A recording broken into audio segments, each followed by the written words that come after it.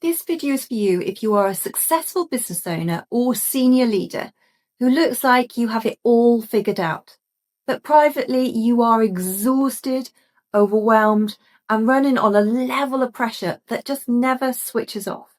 And the goal of this video is to get you from that place where success feels like something you are surviving to a place where you lead with calm, clarity, and genuine enjoyment of the life you've worked so hard to build.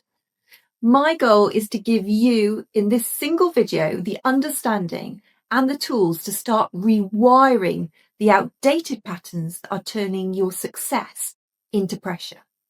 I know that's a really bold claim, but here is why I'm making it. There is so much surface level advice out there for successful people like you. There's meditation apps, there's mind hacks, stress hacks, piles of self-help books, business coaches telling you this is how to be successful. Just push through. I have watched successful leaders time and time again spend years cycling through counseling, yoga retreats, productivity hacks, personal development courses, and none of it sticks because none of it reaches the foundational level of the mindset. And that's where the problem actually lies. And that was frustrating to see, seeing people spend decades and money doing the wrong thing, often making the problem worse. So I decided to put everything I know, everything I use to help others live the life they dreamt of into one place for free, once and for all. I am going to invite you into the same process that I walk my clients through, the same frameworks, the same neuroscience, the same rewiring techniques that have transformed over 1,000 business owners and senior leaders. Can't quite believe it. Without the waffle, without the generic advice, without the woo-woo, without telling you to just take a break or holiday and you'll be fine. By the end of this video, you're going to understand exactly why your mind works the way it does under pressure. And you're going to have what you need to shift from that survival mode into success mode, where you lead with calm confidence instead of that quiet desperation.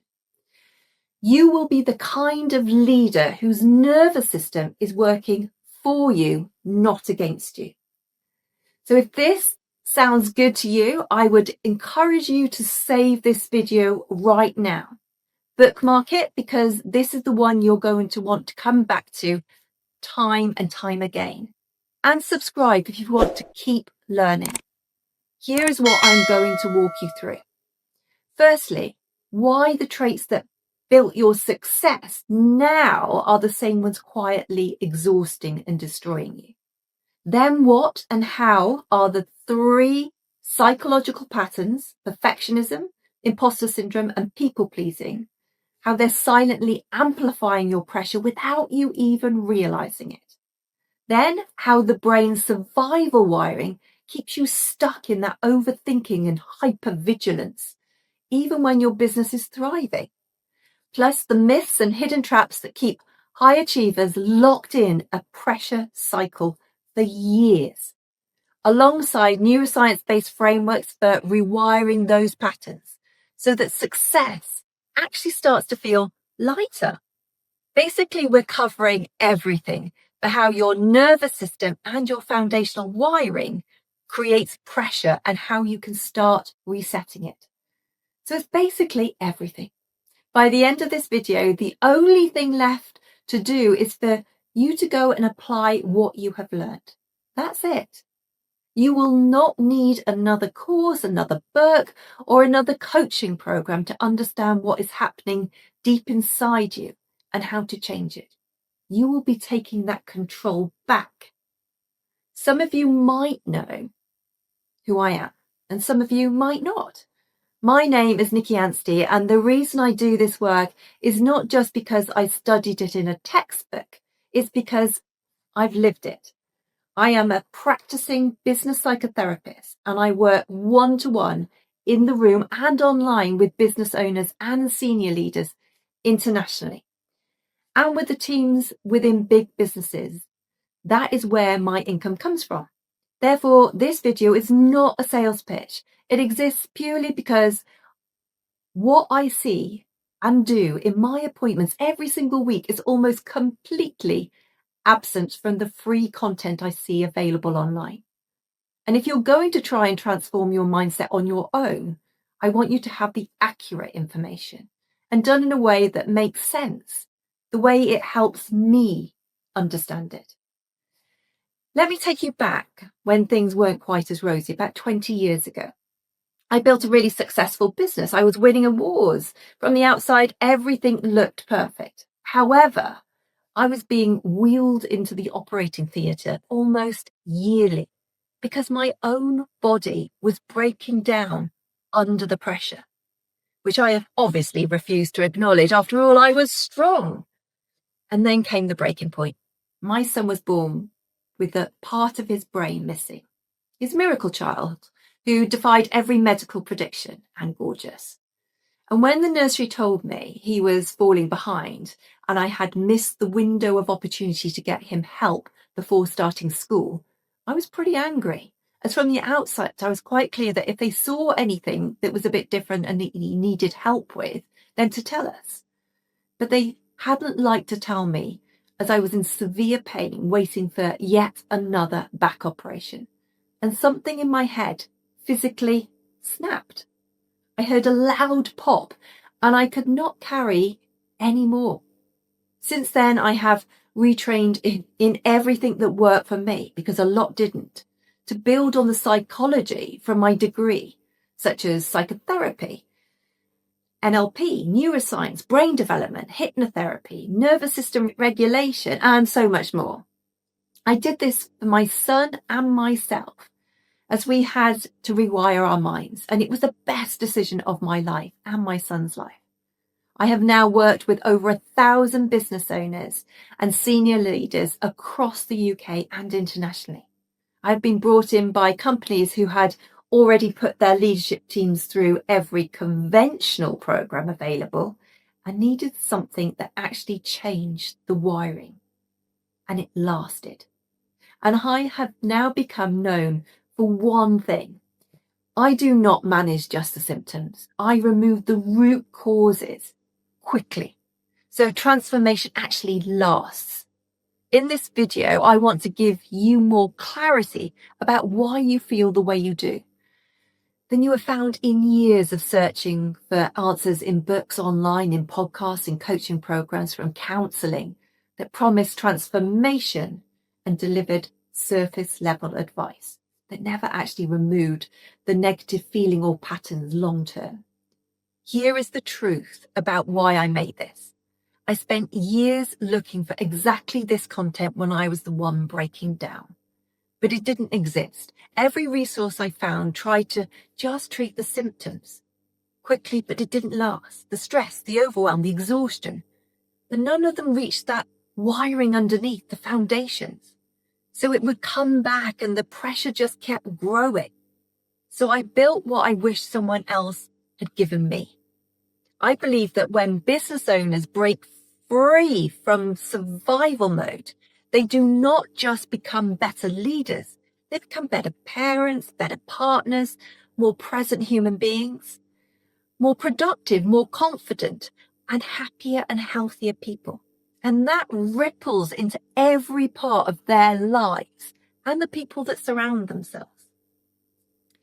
That is the bigger cause behind everything that I do. So please do not treat this as just another YouTube video. This is your clinical leadership guide to understanding why success creates pressure and exactly how to rewire it, so you can succeed even more and enjoy the life that you are building. Now, what will help you get the most out of this? Firstly, grab a notebook and pen, as you're going to want to take lots and lots of notes. 2, commit to watching this in full. And 3, come back to the sections that maybe you may need further on down the line. I wish this had been a resource that I had 20 years ago. Are you ready? Great. Then let's begin.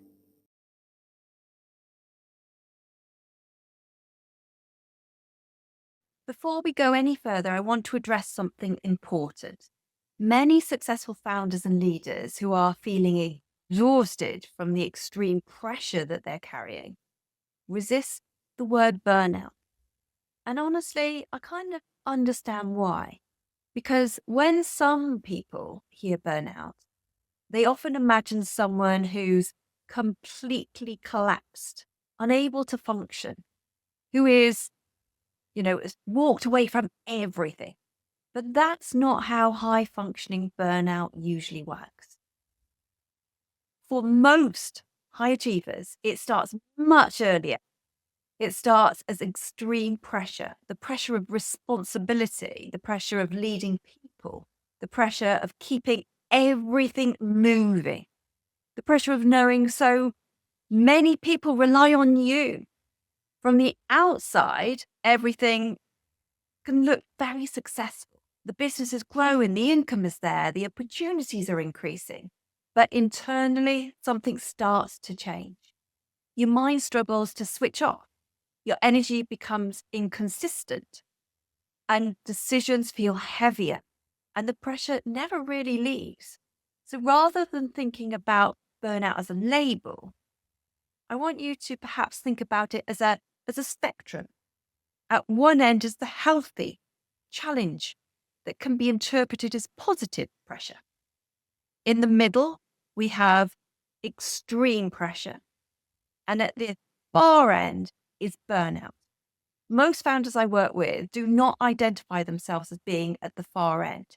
They see themselves somewhere in the middle, operating under relentless pressure for years. And the danger is that this pressure slowly becomes normalized until that severe burnout brings them to an enforced stop, which is why the next section is so important. Because there are myths and traps that keep successful people stuck in this pressure cycle without realizing it. So let's break those down. Most successful founders don't struggle with extreme pressure because they're weak. Far from it. They struggle because the very traits that made them successful are the same ones quietly exhausting them, such as fear, responsibility, drive, those high standards. And here's a few key truths most people won't tell you or don't even know. High functioning burnout isn't a time problem, it's a wiring problem. Another key misperception that generally people are totally unaware of is that high functioning burnout is not just tiredness or feeling overwhelmed. It's actually biochemical due to the nervous system being disrupted.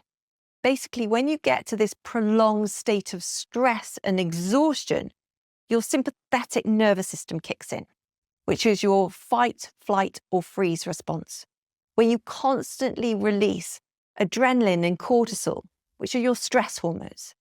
And this is what causes the health issues that accumulate from burnout.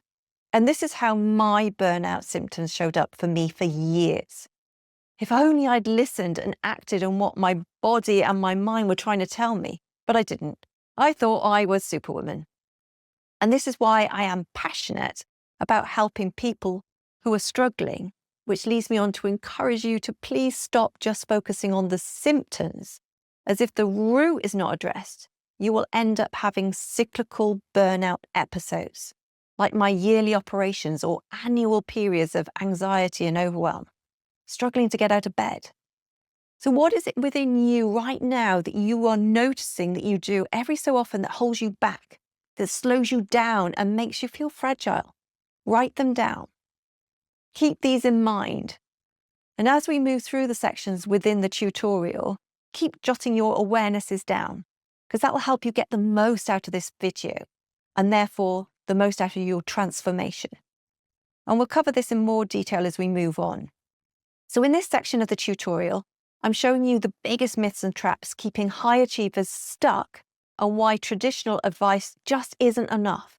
And that's why I'm sharing a different way. As if you keep doing what the average person does, you will get the same average results. And that means you will battle against burnout for the rest of your life. What I do is rewire the mind, and that releases my clients to leap to the top 1% of successful leaders in business and life. This isn't just theory for me. I was the classic high achiever, in control of everything, fearful of letting go or delegating, chronic overworker, huge self-doubt, and my self-worth was linked to how busy I was and my achievement. So I kept pushing through relentlessly to prove I was enough until my stress showed up physically and brought me to my knees, literally. Operations most years, for decades, and eventually a breakdown, and 30% revenue dips, which is no good. I became the bottleneck of my business and everyone was reliant on me. I was central to it all. But when I was off ill, everything ground to a halt.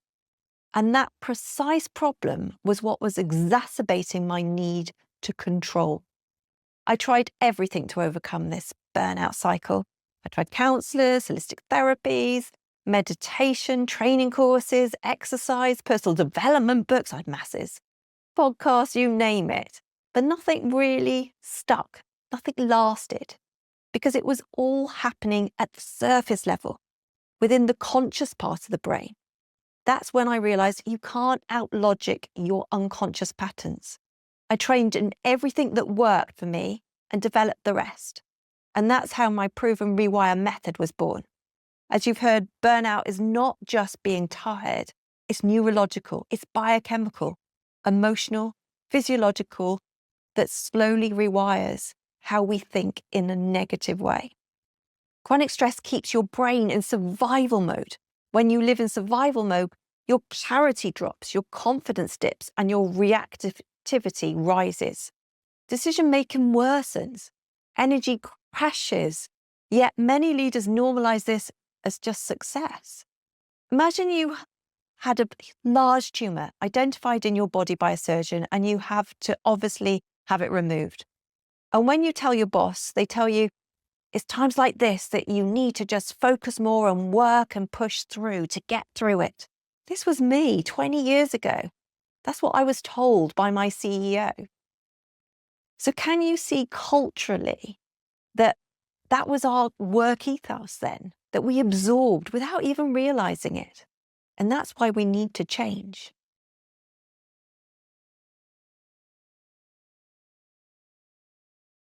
So let's talk about the myths and traps of extreme pressure that is unknowingly high functioning burnout. Ironically, the closer we get to burnout, instead of slowing down, we actually speed up. And this is a useful sign to spot. So here are some of the myths that I've heard over my lifetime, particularly in the last 15 years or so from my clients. So if you've heard any more, please share in the comments because it's so useful for others to be aware of too. So myth 1, I just need a holiday, I'll be fine then. Breaks treat symptoms, but not the root causes. Myth 2, I work best under pressure. Short bursts are fine and can be helpful, but chronic pressure, so pressure over a long time, damages performance. Myth 3, once I hit the next goal, I'll feel better. Burnout often worsens with success. Please do not ignore it and expect it will pass. You are just delaying a bigger burnout episode down the line. This is what I did. Myth 4, if I understand it, I can change it. Insight does not equate to transformation on knowing why you feel stuck consciously. It doesn't rewire the pattern, the feeling, or the root of what got you here. That hides deep within the unconscious mind. Myth 5, this is just what success requires. Stress drives me, so it's what I need. No. Sustainable success requires regulation, balance, and energy. Burnout is a leak, not a badge of honor. And if I'm honest with myself, I probably fell into that trap. As proved I was a worker, and being a farmer's daughter meant working hard all hours was a badge of honor. Myth 6, burnout only happens to the weak or incapable people. False. Burnout happens most to the most capable, driven, and conscientious high achievers. The ones that care. In fact, the very traits that make people successful such as responsibility, ambition, high standards, also make them vulnerable. And that's probably you too, if you're honest. So myth 7, it's just a busy season. If busy seasons never end, it becomes chronic stress. Many founders and top leaders live in permanent survival mode without realizing. And we'll delve into that soon into the mindset section. Myth 8, more discipline will fix it. No. Burnout isn't solved by pushing harder. It's solved by rewiring how you relate to pressure, to control and self-worth. Have you heard of any of these myths before? More importantly, do you catch yourself thinking these? Write these down and come up with the opposite facts to these myths to break their hold over you. Really important. Next, I want to look at the hidden traps that you may be facing. And I want you to be honest with yourself. And again, just jot those that resonate down. So trap 1, the proving trap, where your self-worth is tied to achievement. That was me. Has this ever been you? Trap 2, the control trap. If I let go, it will all fall apart. This is a biggie for most leaders as they move from being a doer in growth mode to the bigger picture delegator and strategist as they scale the business or reach top level positions. Have you ever noticed this? And the internal struggle, as you became more successful, it will increase. Interestingly, control often masks the fear within us, the fear of failure, fear of not being perfect, the fear of looking stupid, the fear of judgment, fear of being seen, fear of rejection. Do any resonate with you? If so, again, write them down as we can work on them later. Trap 3, the hero trap. Fixing everything for everyone. May seem like you're being nice, but it creates team dependency and leadership fatigue, and it lowers everyone's growth, including the business. Trap 4, the all or nothing trap, where you sprint, crash, and achieved burnout all the time. And this was me, my yearly cycle from success to hospital. But this destroys consistency. Without consistency, we never truly elevate and remain successful. Trap 5, the self-development trap. Are you someone who is self-development kind of surfer, where you do more books, more podcasts, more courses, more insights, more training, more reasons, more why, but no deep internal shift? Learning may feel productive at the time, but without rewiring, negative patterns, feelings, and behaviors remain. Trap 6, the identity trap. Who am I without success? When identity is linked to achievement, rest feels unsafe. This also has a huge impact for when we get to retirement. This is something I work on with a lot of successful leaders and entrepreneurs navigating the transition and mindset change. And I cover this in other programs as it's really an important belief to remove. Trap 7, the delay trap. I'll focus on myself later, but later rarely comes until burnout forces it. Trap 8, over-responsibility trap. I'll just do it myself leads to bottlenecking the business, exhaustion, team dependency, resentment, and basically things just get worse. Trap 9, the self-neglect trap. Work comes first, always. Sleep, health, and relationships just get leftovers. But it's energy, not time, that drives performance. So what's the key learning here? Well, success doesn't simply come from working harder, and burnout rarely appears overnight. It develops when success is being driven by limiting beliefs and unresolved emotional patterns. When those become the fuel behind your success, exhaustion and pressure become predictable, which is why so many successful business owners and top leaders eventually feel like they've just hit that ceiling, a painful and costly one. Costly to your business, costly to your health, and costly to the relationships you're working so hard to provide for. But here's the important reframe. Burnout isn't a binary state where you either have it or you don't. It's more like a pressure spectrum. At one end, we have that healthy pressure and the kind that drives growth and performance. But at the far end is full burnout, where people can no longer function. But the truth is, most business owners live for years in that middle zone, the extreme pressure zone, where everything still looks successful on the outside, but internally, the pressure never really switches off. Energy becomes inconsistent, decisions feel heavier, and life starts to feel like something you're enduring rather than enjoying. And this is exactly where many high performers stay stuck, because of the myths that they believe and the traps that they fall into. But by now, you may start to recognize something, perhaps why this pressure has been building for you too. Okay, let's have a look at the key takeaways. Burnout isn't just a time problem, and it's not just a mental problem. It's a wiring problem, a neurological wiring problem. And if your identity is linked to achievement, if your safety is tied to control, and if your worth is tied to productivity, then pressure quietly builds in the background, and eventually exhaustion becomes inevitable. Can you see the pickle we can get ourselves into internally? So now that we've explored the myths that we believe and the traps that keep us stuck, the next step is understanding how the mind actually works. Because once you understand that, you can finally start making changes at the root level. And that's exactly what we're going to do and look at next. And remember, if you recognize yourself in this video so far, that's not failure, it's awareness. And awareness is the first step to change and the number one trait for success. So well done. And if you're serious about sustainable success without pressure leading to potential burnout, then I've created the Reset Room community, which contains many helpful videos and training, including the pressure and performance audit, to help you identify your blockers. And this is found in the self-awareness section within the video program area. The link is in the description below. Right, let's start some changes to the mindset, shall we?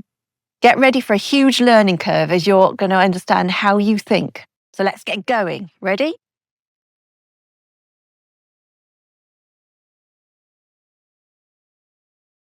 Why does success feel harder than it should?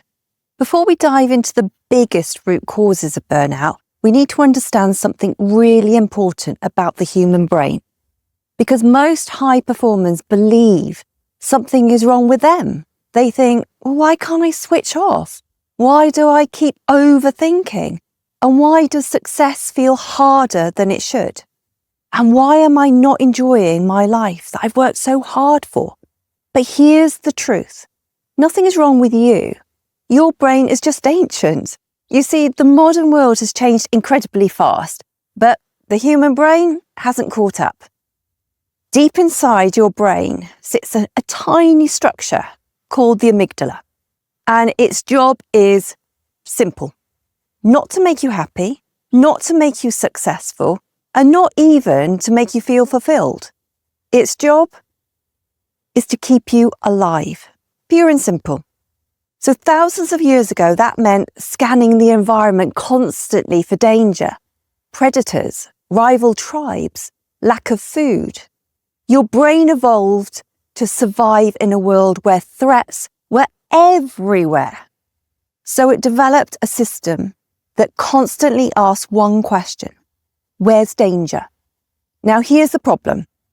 Your brain still runs that same system, but instead of saber-toothed tigers, your brain is scanning for things like criticism, failure, judgment, financial risk, reputation damage. So even when life looks successful from the outside, your brain can still feel totally under threat. And this is why so many founders and leaders end up stuck in what I call survival mode. Imagine your brain like a seesaw. On one side is survival mode. And when stress builds up, it's like dropping boulders onto that survival side of the seesaw. Pressure, responsibility, financial risk. people depending on you, high expectations, and slowly those survival boulders start to weigh the system down until eventually your brain tips heavily into survival mode and gets stuck. And when that happens, you're no longer operating from clarity, you're operating from protection. On the other side, you have success mode. And this is where creativity, confidence, clear thinking, high performance lives. But this side is not the natural state. We're using fighting away from survival mode in order to succeed. And this is exhausting. But when we rewire, we tilt the balance of that seesaw in favor of calm, productive, and sustainable success. And life feels so much easier. Let's delve in a bit deeper to understand why the brain hates change. There's a great scene in the animated film, The Croods. Have you seen it? And it explains this perfectly. The father in the film has one rule for his family. Stay inside the cave, because outside the cave, there are dangerous things, whereas inside the cave, they survive. How could she not like the cave? It's so cozy. It is a little dark, right? It's not that dark. What were you doing up there, Eve? I don't know. What were you looking for? Nothing. Well, then why did you go up there? Oh, Why don't you know? Stop looking for things. Fear keeps us alive. Now, here's the fascinating thing. Your brain works exactly the same way. The cave represents what is familiar, and we've already learned that the brain likes familiarity. So even if it's stressful, even if it's exhausting, even if it's burning you out, your brain still prefers the cave because the cave equals certainty. Your brain thinks, we survived yesterday doing this, so let's keep doing it now, which is why so many leaders stay stuck in patterns like working longer hours, trying to control everything, pushing harder when they're already exhausted, not because it's healthy or fun, but because it's familiar. And the brain equates familiar with safe. But success, growth, and change requires you to leave the cave. And the moment you step outside, the brain sounds the alarm. Now let's go back to prehistoric times for a moment. Imagine you're walking through the wilderness thousands of years ago, and suddenly a saber-toothed tiger jumps out. Your brain immediately activates the survival response. Your heart rate increases, your adrenaline floods your body, muscles tense, breathing speeds up, your entire system prepares to fight or run. This system saved human lives for thousands of years. But today, most of us are not running from predators, yet our brain still reacts to the threat in exactly the same way. Except now the tigers look very different. They might be a difficult email or a big financial decision, a board meeting, a social media comment, a fear of failure, or that constant pressure to perform. But your nervous system doesn't know the difference. It just detects threat. So your body releases the same stress chemicals it would if you were facing a predator. Adrenaline, cortisol, all the stress hormones. And occasionally that response can be useful. But when you're a founder, high-functioning leader or entrepreneur, those perceived threats can happen all day long. Deadlines, staff issues, financial pressure, decision fatigue, responsibility for everyone else's livelihood. And when you're in provider phase, when you get home and your partner has had a bad day, tension increases. Kids may be being challenging. You're on taxi duty, flying around the country.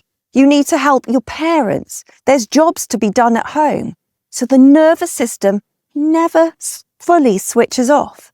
And over time, that constant activation of the survival system starts to drain your energy, your clarity, your confidence, and your health. And eventually, it leads to burnout, which is why the next thing we need to understand is something that surprises most people. Your brain actually has two priorities. And success is not one of them. So if burnout isn't caused by weakness and it isn't caused by discipline, then what's actually going on inside our brain? To understand that, we need to look at the two core priorities of the human brain. And this is where most high achievers are shocked, because success, happiness, and fulfillment are not on the brain's priority list. Your brain has just two main priorities. The first one is to conserve energy. Your brain uses around 20% of your body's total energy, even when it only weighs 2% of your body's weight. And when we learn, it uses up an additional 10%. So the brain is constantly looking ways to make it easier by automating behavior to conserve energy, such as building habits, patterns, routines. Anything that means it doesn't have to think too hard. This is why once you've learned to drive, you can suddenly arrive somewhere and realize, how the heck did I get here? What route did I take? Have you ever done this? This is because the brain has automated the process. But here's where this becomes important for burnout. The brain will also automate emotional and behavioral patterns. Overworking, overthinking, people-pleasing, perfectionism. These patterns can become unconscious habits, and the longer you repeat them, the more efficient the brain becomes at running them, which means the behavior starts to feel normal, even when it's exhausting, even when it's really unhealthy, and even when it's burning you out. The second priority is to stay alive. The brain's simple focus is to keep you alive. The brain has very interesting ways of deciding what keeps you alive as well. It looks at what is familiar. Because if you've survived doing something before, the brain assumes, well, it must be a correct strategy. So it keeps repeating the same behaviours, even if they're painful, even if they're stressful, even if they're damaging. Because the brain thinks, well, we did this yesterday and we're still here today. We're still alive, so let's keep doing that. Which explains something I see with so many founders and leaders. They keep pushing harder, even when their energy is collapsing. They keep saying yes, even when they're overwhelmed and want to say no. They keep trying to control everything, even when it's costing their health, their relationships, and their happiness. Not because they want to suffer, but because the brain is simply repeating what feels familiar. Now combine these two priorities, conserving energy and staying alive, and what the brain ends up doing is this. It keeps repeating familiar patterns because that requires the least energy and feels the safest, which is why breaking out of burnout patterns can feel so difficult, so scary, because the brain is essentially saying, why change something that hasn't killed us yet? Even if that pattern is slowly draining you, hurting you, destroying your energy, even if it's stopping you enjoy your life, the success you've worked so hard to build. Now let's delve into stress and the brain. Now here's where burnout becomes really dangerous. When stress levels increase, the part of your brain responsible for that clear thinking and good decisions starts to shut down, and it actually shrinks away. And this area is called the prefrontal cortex. It's the part of the brain responsible for strategic thinking, problem solving, emotional regulation, self-control, perspective. It's the part of the brain that allows you to step back and say, right, what's the best way to deal with this? What's the right decision for me? But under chronic stress, blood flow shifts away from the prefrontal cortex and instead activates the survival system, which means your brain becomes much more efficient reacting and much worse at thinking clearly. So the very tool you need to get yourself back on track starts to become less available. And this is why burnout creates such a vicious cycle, because when you most need clarity, you feel foggy. When you most need confidence, you feel doubt. And when you most need solutions, you feel stuck. And when high achievers feel stuck, their instinct is often to do one thing: push harder by working longer and trying to force a solution based on them controlling everything. But unfortunately, that only adds more stress to the system, which pushes the brain even deeper into survival mode. And this leads to another fascinating fact about the brain, one that explains why negative thinking becomes so powerful when we're stressed. Because every second, your brain is processing an extraordinary amount of information, but you only become aware of a tiny fraction of it. And what your brain chooses to show you shapes your reality, your experience. Let me explain.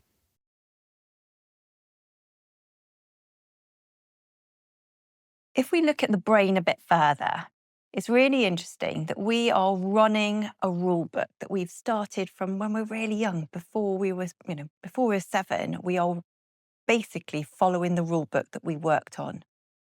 And that just gets added and added and added to it.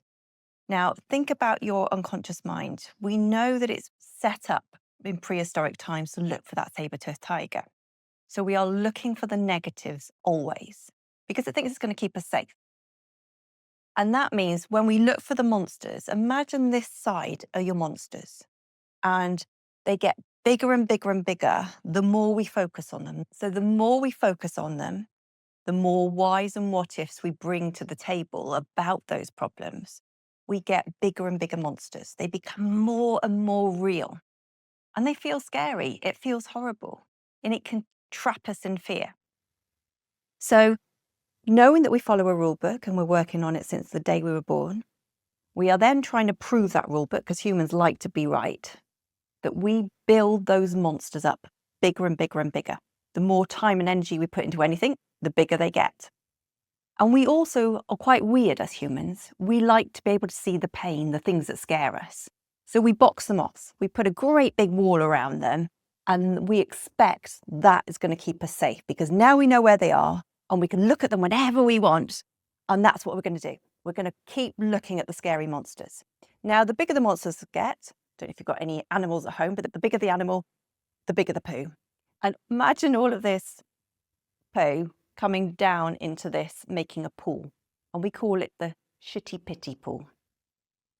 And in that shitty pity pool, we keep falling when we're not feeling great. So when people come to me when they're feeling that extreme pressure, that they're feeling like they can't cope with it anymore, they slowly start to fall under this, and it feels like you're drowning. And it's a horrible place, really horrible place.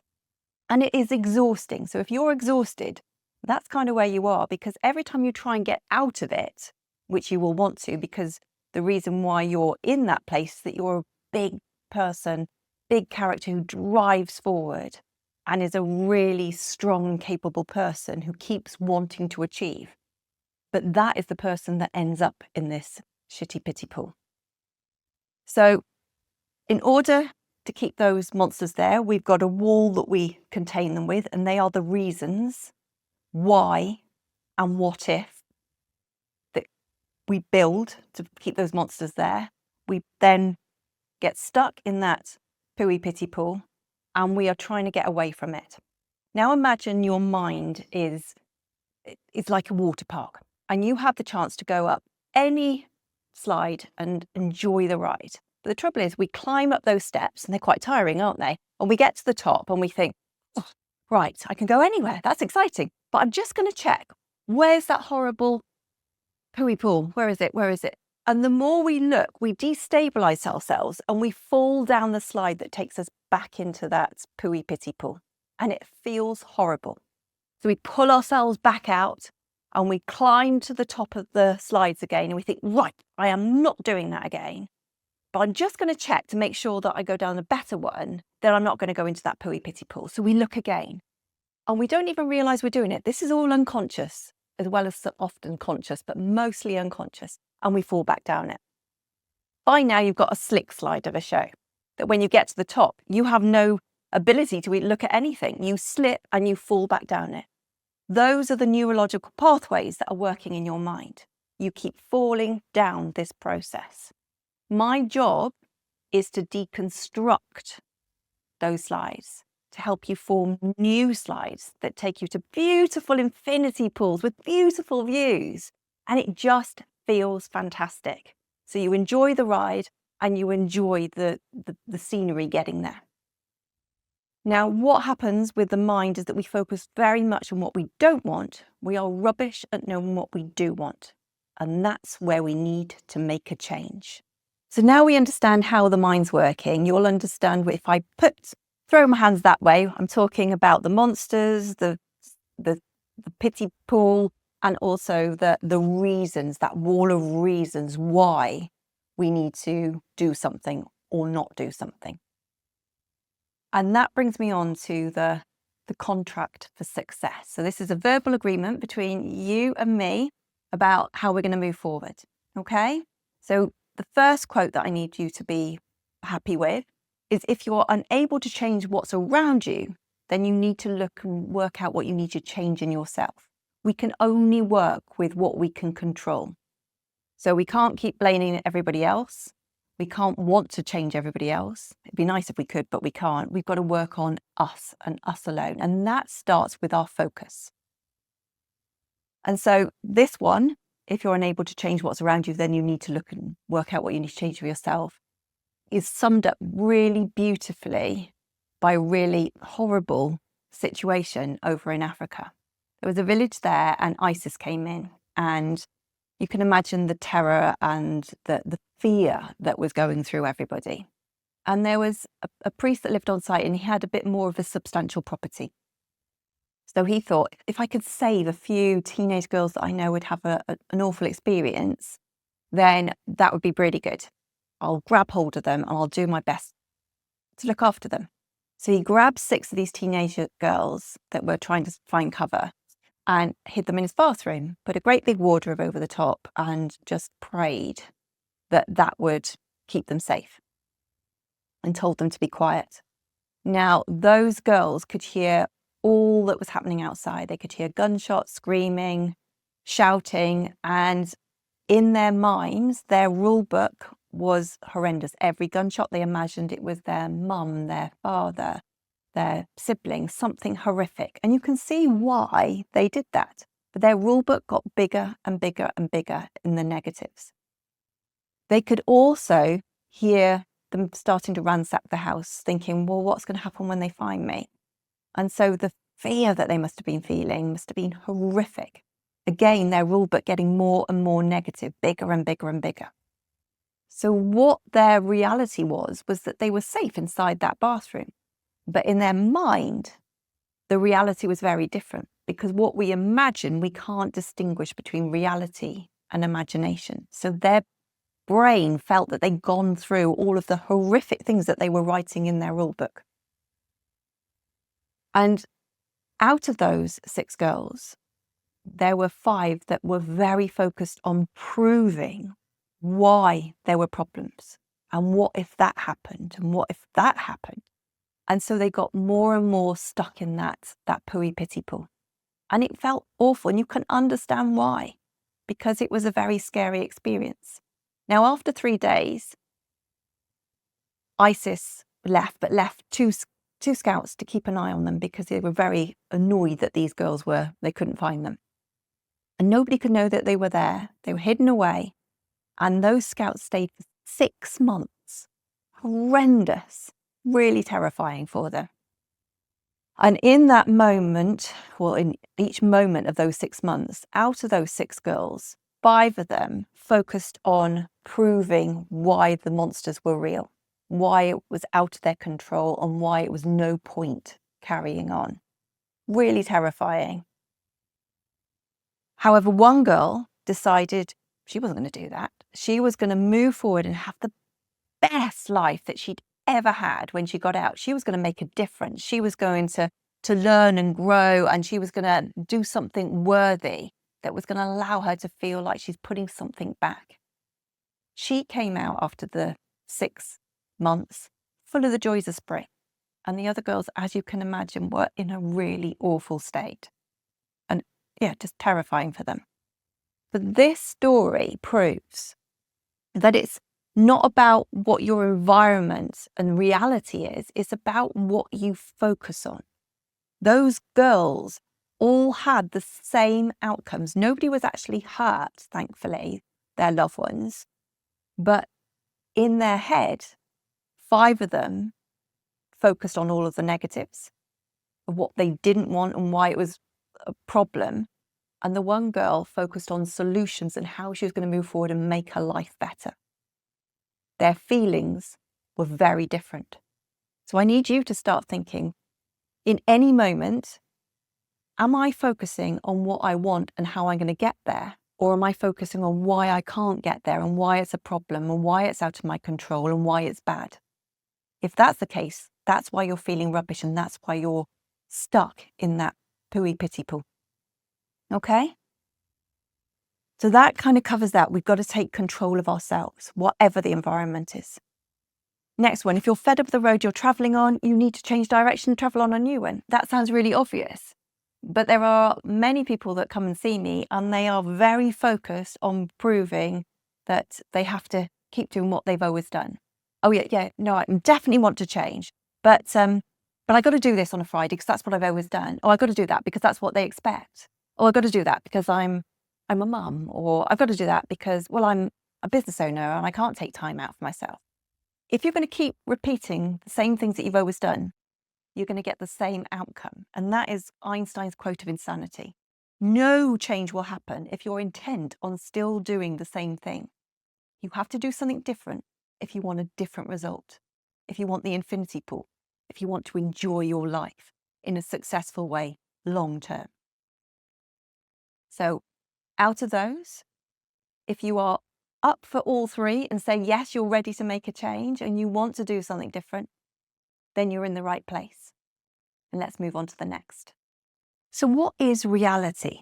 Well, we get between 2 million and 20 million bits of information every second. That's a lot of information, but we can only cope with 134 bits. Now that's still quite a lot because our poor unconscious mind, our librarian, is having to store that away very, very quickly because the next second we got another 2 million to 20 million bits of information coming in.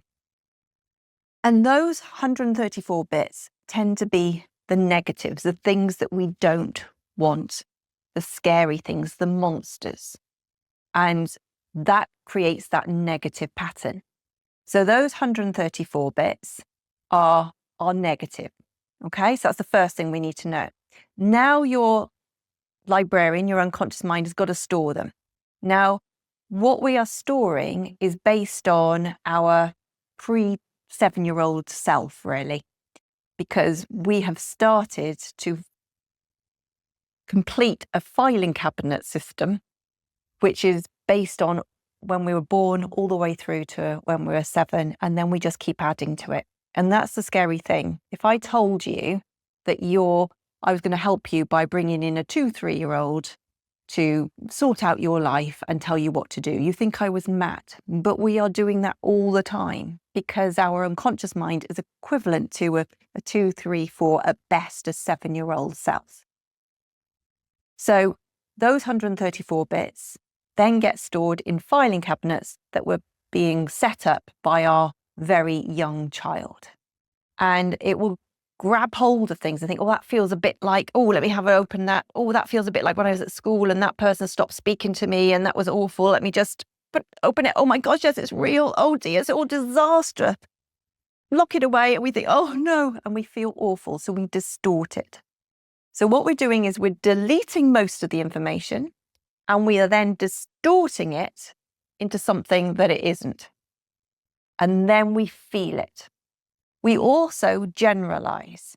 So we generalize by speeding up the process to prove that we are right, basically.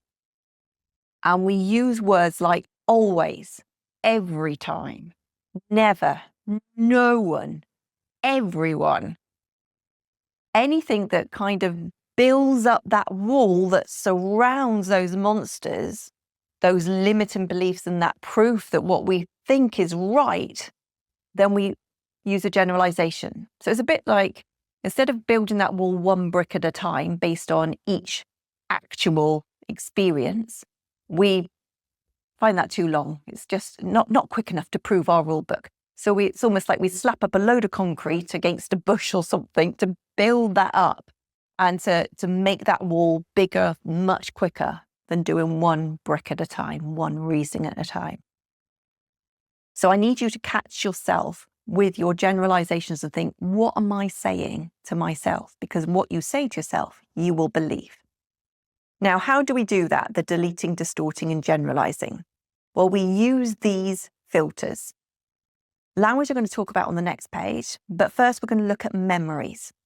Now, if I give you some weird stuff that I used to do, memories, I believe that my brother, well, he was super cute. He was very gorgeous. He had bright blonde hair and quite tan skin, and he was really gorgeous and a big smile. Whereas myself, I was super, super shy and wouldn't say boo to a goose, but I felt like I had to do everything that's, do all the speaking for myself and my brother, because he didn't like speaking, just like smiling. He was 3 years younger than me, so I felt a lot of pressure on me. So I just looked always nervous, which actually comes across quite grumpy. But I wasn't grumpy at all. I was wanting to be there, but I was just terrified if somebody would ask me a question because I was so shy. And so I think my miserable outlook made not people warm to me for a while when I was a child. So I really had that belief that he was the cute one that everybody loved, and I was just there. And so I started to then believe that that was because I was the ugliest child ever around and my brother was super cute. Another memory that then reinforced a belief that I got was the fact that we were a big farming family, and we used to go to big family parties and other farming community, all like a bit of a party, lots of hospitality, which is all great. But us kids had to basically prove our worth. And so we had to go along to these parties and perform. So we'd be shoved in somebody's fireplace, because we all had big open fireplaces, obviously not on, that would be weird. And we had to do a turn. Don't know if you've ever had to do that. But as a shy person, that was awful. So before we got up, I was thinking, oh, I can't do it because I'm the ugliest person here. My brother's super cute. And I was about 6, my brother was about 3. My cousin, she was 3 years older than me. And I thought, well, she's really clever because she's 9. She knows everything. So therefore, I'm going to look stupid and ugly. So when I do my Cecil is a Caterpillar poem, I do it and everybody laughs and claps. And instead of thinking, oh, I rock this public speaking thing, which my brother did and my cousin did, I took it internally and thought, well, that proves my rule book. I am ugly and stupid. I really aren't. I'm not worth anything. And that's what we do without even knowing that that's happening. So you will be working against these now in reverse without even realizing that those are your foundations. You'll have lots of other ones, but that's just showing just a couple of mine. And so from that memory, the belief I had was if I speak out in public, I could be seen and seen for the less than, not good enough, being useless. And that was awful. And so the decision was, if I stand on the outside, chirp in with something funny or chirp in with a solution, then pretend it was everybody else. Don't take any kind of responsibility for anything that makes me in the limelight, because that's dangerous. That's when you could be rejected and lose it all. And so we're doing all of that scary stuff that isn't very helpful. Then your unconscious mind, well, mine did. It thought, I know we can help her a bit more to stay out of the limelight and to really protect her, because it wants to protect you. Why don't we make her sick? Remember when she was 4 years old and she had to come back at lunchtime, so she got out of doing the thing that she was meant to do in the afternoon? Why don't we just make her sick every time she's going to be seen in public, the limelight? So every birthday and every Christmas, I used to spend it pretty much around the toilet, being sick. because my unconscious mind thought it was helping me. Now, I didn't set out as that young child thinking, I know, I'll make myself sick and then that will keep me safe. Never entered my head, or so I thought. But it was in there, because my unconscious mind is working out of a 2-3-year-old, even as I got older and older, even to the point when I was presenting and did lots of presentations and lots of conferences. And I just thought it was normal to just have to be sick before you go on. Apparently it's not. Now I don't do it. I hate being sick. That lasted for 35 years of my life. What a waste of time. That's my unconscious mind thinking it was helping me. Your unconscious mind will be thinking it's helping you. They're called secondary gains. And they don't make sense. And often they seem really cringy when we start to admit them to ourselves. That it might be that we're gaining attention, or that we are staying safe, or that it allows us to be the hero, to prove our worth so that we don't feel rejected. We'll have masses of those. That's what I work with my clients when I do one-to-ones. And finding out that people are gobsmacked to see what actually is lurking underneath that we don't see. So I just need you to start thinking, what are those limiting beliefs and the decisions that you now have that are causing you to do the behaviors that you are doing? So that's the beliefs and decisions. Then we have values. Values are what we get given from our parents, and then role models, and then our peers. And so what happens is that generally values are telling us what not to do. And I remember my mum telling me off for doing something. And I was thinking, oh my gosh, because I was very much a people pleaser. I need to make her happy, because otherwise she'd be really cross with me. And so I'd be doing something else and thinking that'll make her happy. And then I remember her telling me off, saying, I've told you off once and now I'm having to tell you off again twice. And I said, I'm really sorry, but I don't know what I meant to do. And she said, that's typical you, not listening. And she got really cross. But she had told me what not to do. She hadn't told me what to do. They are two very different focuses, which what I was talking about initially. What we focus on, what we hear, is what we will get and how we will feel. So with that, those values, my job normally on one-to-ones is to face that way. But I need you to start thinking, which way am I facing? Am I facing that way or am I facing that way? And then use that wristband to help you move forward to where you need to be. Meta programs, personality traits. It's not about changing your personality. We don't need to do that. But when you change everything else, I had an FD came, he said, I'm an introvert and I'm happy with that, so don't change it. And when we went through all the process, he was like, oh, thank you for making me an extrovert. I'm just loving socializing now. I said, I haven't changed you from an introvert to an extrovert. What you've done is remove all of those limiting beliefs and those decisions that you have to keep you safe. They are gone now. And now you can enjoy being who you were meant to be. And then we've got attitudes. The attitude we put out to the world can be very different to how we feel in ourselves. And we need them to be congruent, because unless they're congruent, it's all going to fall apart. And the more time and energy we put into anything, the bigger it is, isn't it? We know that. So the more time and energy you put into the big, scary monsters and the wall of reasons and the pity pool, the bigger it feels. Or we now are going to focus on putting it into where we want to be. That new infinity pool, that view, that who you want to be and how you're going to get there. And the more time and energy you do that, the slipperier the slides are, and the more you fall down and you don't in a positive way without even realizing. So all of these filters have an effect on how we see ourselves, the world, the internal representation, our perceptions. And if we're bringing in negative, which is what we do, we are then pumping it up to be really negative, which means our perceptions are really negative. And that makes our state of mind, how we feel really negative, which affects our physiology. And then our physiology affects how we feel. And how we feel affects our behavior. So what's interesting, people don't realize that how we feel, our state of mind, truly does affect our physiology. for me, it affected it so much because I kept pushing through, being that martyr approach almost. I can do it. I'm the hero. I'm strong. I cope with anything. And it burnt me out.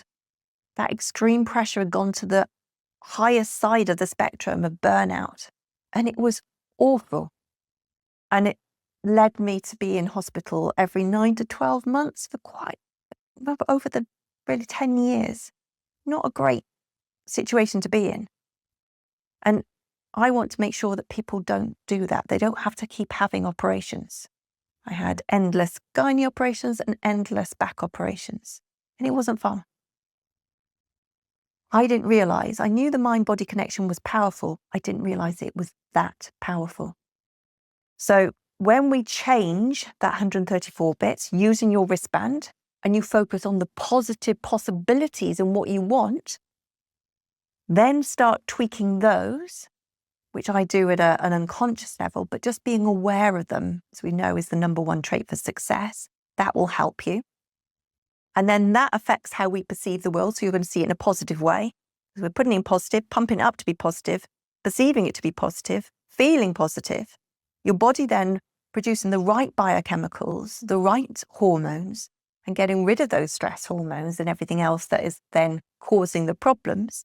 That makes you feel even better, so a positive spiral, and that affects our behavior in a positive way. So can you see it's more complicated than you may have thought? So you thought that, I've read loads of books and I've listened to lots of podcasts and I'm doing lots of work on myself. But we can't change ourselves because the mind that has created that story, that rule book, is unable to change that rule book. Why we need external help. But you can make a start by doing this. And you really can, over time, through neuroscience, keep rewiring it by keep repeating it over and over and over. So that's showing how complicated. And I just want you to be kind. Kind to yourself, knowing that you're trying, and you've probably been trying really hard to deal with this extreme pressure. But now you need to think about it in a slightly different way. Because just working with our conscious mind won't work. And I'll explain that next. So where we talked about the monsters and the infinity pool and the slides that take us there, that's pretty much summing up NLP, neuro-linguistic programming. Not sure if you've heard of that before, but this is about where we rewire your mind at that foundational level. Okay? Now, within NLP, the biggest principle is called the cause and effect equation. And most people in Western society are in effect. And that means that we are really good at devolving any responsibility. I can't help it. I've got to do that because that's not my fault. That was them. I've got to keep doing that because, and we just keep finding the reasons all the time and devolving responsibility, even to the point that people can say, well, I can't help it. It's the way my mind works. That's still them. We have to take responsibility, and that's about coming to cause. When we take responsibility, we can achieve anything. But what we've got to do is stop fighting that prehistoric, old, outdated mindset that looks for the negative and then tries to devolve any responsibility. So how I describe it, we've now built these awful, scary monsters, all of those limiting beliefs, all of those fears, all of those reasons, why, and what if? And we suddenly start thinking, I don't like this anymore. This is a bit scary. So how I imagine my unconscious mind, I imagine it as a librarian running me. So she's processing all the information that's coming in, and then she grabs what she needs and she creates the story that she wants us to believe, basically. So she's looking at the scary monsters because she's looking for the prehistoric saber-toothed tigers, basically. But it gets to a point when she's thinking, I can't do this anymore. I want to get out. So now I imagine my librarian in a savannah. I don't know if you've been to Australia or to America or Africa, where you've got just lots of expanse, but lots of ditches and shrubbery everywhere that just, is a bit scary, but it's vast. So that picture now that the librarian's created is terrifying. And she realized she's created too many monsters. It's overwhelming now. That extreme pressure is caught up and it's pulling her down. And she wants to get away from it. So my librarian thinks, right, that's it, I've had enough. So she's focused on getting away from the scary monsters. So it's as if she's trying to get as quickly away. And so she thinks she's going to get into a car. She can have any car, but I choose a clapped out old Land Rover, which I learned to drive when I was 2 because I'm a farmer's daughter. And his name was Lionel, very lovely. And gets into this Land Rover and puts it in reverse, hard down on the accelerator, and flies back. Don't want it, don't want it, don't want it, don't want it, don't want it. Oh my gosh, that was really scary. It must be that. It must be the monsters are getting me again. Oh my gosh, it must be that. And we feel that terror as we're trying to get around and we're trying to move forward, but we're just doing it in reverse, and it's exhausting because any little hiccup, it's all too much because we're not looking where we're going. So even when we arrive at where we want to be with that wonderful infinity pool behind us, we don't feel it or see it because we're not looking at it. We're still looking at the scary monsters. So my job is to 3-point turn people. So we want to 3-point turn you, focus on where you want to go and think, what is it you want in life? Well, ultimately, surely it's to be happy, healthy, and the success that will allow you to have those two as well. Agree, that would be quite nice. And then we need to focus on what's the first step that I can do? What's the second? What do I need to learn? Oh, we have an obstacle. But it's okay because I can see it. It's nothing scary. It's just a bit of an unknown, something new. So we work out how we do that. We think, oh, yeah, that works. Feeling quite clever now. Take another step. Oh, something in the way. Oh, I just need a little detour here. And we start moving one step at a time, not in a straight line. We are moving all over the place, but that's okay. But we're looking at the beautiful view, where we're going, and everything feels calmer. We're enjoying the ride.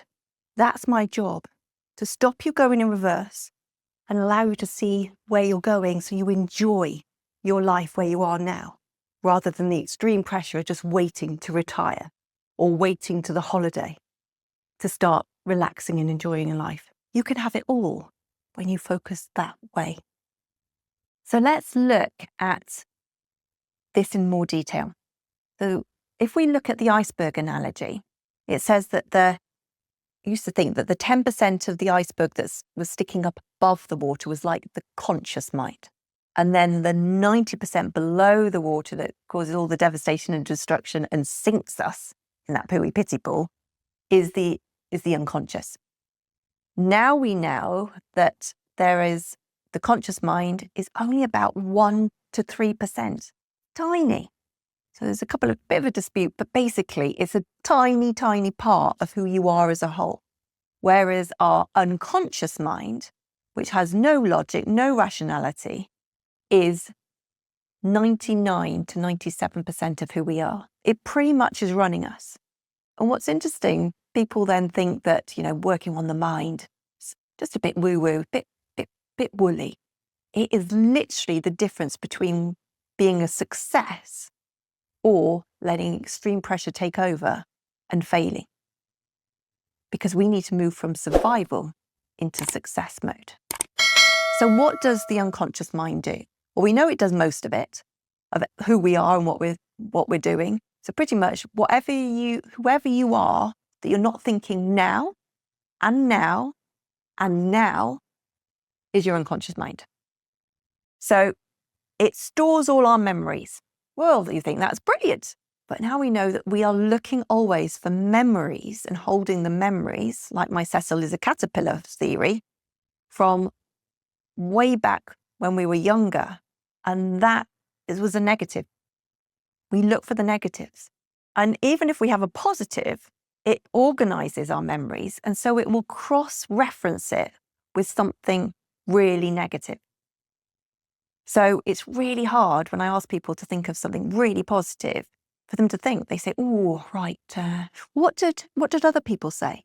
I'm like, it's not about them, it's about you. Something really positive, a really positive experience where you didn't have any other negative influence on it. Oh, yeah. They just can't do it. But ask them for detail about a negative, they literally can tell you, like, well, at 9:37 this happened, and then at 9:43 this happened. They go into detail. We are good at remembering negatives. We are rubbish at remembering positives. And it's because of this, because of the survival aspect. So it organizes it in a really unhelpful way, a negative way. It also represses memories. So we think that we dealt with them because we've read a book and it makes so much sense, and therefore I'm going to carry on doing it and I'm absolutely fine. But then something comes along and bites us, and we feel all that emotion that we had before. And I'll explain that a bit further on. It runs our body, which is great. That's really important. It's doing, we should be doing a good job. And it would be doing a good job if we stopped thinking. When we start thinking about it, we start changing it. So for me, having had a bad back, to the point that they said that they couldn't do it anymore. And my last time I went for my back, they said, you just can't do anything. You'll be in a wheelchair if we do any more operations on you. And that made me realize I had to work on my mind. I had to take control of it. So it runs our body, but often in a negative way, as we've seen when we look at the physiology, it changes it. That mind-body connection is strong. We want to get it back to where it was. It's the domain of all your emotions. Every emotion that you've ever had is within you. And I'm going to show you that on the next step. It's very moralistic. We've been working on our rule book for all our life. So if somebody comes up with something different, we think, well, they're wrong. Mine says this. I don't know what they're talking about. So somebody might give you a compliment and you're thinking, no, it's definitely not. I'm the ugliest person. I'm the worst person. I'm useless, whatever it might be. We can't hear it because it doesn't fit with our rule book. Somebody also might have a different opinion to you. And you're thinking, well, they're wrong. They shouldn't do it that way. They need to do it my way. But maybe their way might give different ways that are better than what you thought was the right way. So we need to stop being so moralistic and be aware that when we start going no in our mind, think, oh, that's my rule book. What do I need to learn? What do I need to understand? Because even if there is a differing of opinions, we need to work out how do we work together to move to where we want to be. It wants to serve us, which is great, brilliant. But at the moment, it's servicing you going down into the negative pity pool if you're here listening about extreme pressure, because you don't want to be in that anymore. We want to set it up to take you that way. And it also wants to learn, which is great. But at the moment, it's learning why you have to go down that slide. And what if you didn't? If you made a change, that would be bad. And we need to get it to learn, what is it we want? How are we going to get there? And what's the first step? What can we learn from that? Where are we going next? Who do we need to get involved? When do we need to do that by? Basically, any other question apart from why or what if we want to go that way. And it's literal. I want you to think, the things that you say to yourself, would you say them to a young child, someone that you loved? If you wouldn't say it to them, why say it about yourself? We are our worst critics. We might complain about others not being very kind to us, but actually we are usually the worst bullies in our lives. I need you to start being kind and telling it the story you want to believe, the new story of where you're going to go, rather than where you've been. That's gone. It's old hat. So last year, we want to go that way. And it's very, very literal in the way that it's unable to process the word not. So if you think about, for example, if I said to you not to think of a Cadbury's cream egg, you automatically think about the Cadbury's cream egg. The point you think, oh no, I'm not meant to be thinking about that. Oh, but I haven't had one for a while. Maybe I need to have a little think about going and get one. Fancy that quite now. We need to change that because it can't hear it. Literally, it's unable to process the not. So if you tell yourself not to get stressed, not to worry, not to be unkind to yourself, you're telling yourself to do all of those things. People say, right, I'm not going to be anxious anymore. I'm not going to get uptight. I'm not going to take it personally. I'm not. But what you're telling yourself is exactly those things. To take it personally, to be uptight, to be anxious, to be depressed, to overwork, to overthink. Think about what you're saying and where you put the not, because you need to remove that and be literal, because it literally will believe what you're saying. And if you can't hear the not, it's giving you a really negative outcome. So change it. Literally, where am I going? What does that look like? And it needs repetition. Keep repeating the positives. Keep repeating the positive movement of the wristband. Keep that awareness. Repeat that awareness. Make those changes. Keep repeating, making changes till you get it right. And keep repeating the literal rather than the not. And focus on looking at the bigger picture rather than the detail of the problems. Repeat, repeat, repeat, and you will get changes. That's neuroscience. So I just talked about the fact that we hold all the emotions that we've ever had. Now, those emotions are in the form of something called Gestalts. Probably not heard of those. Some may have.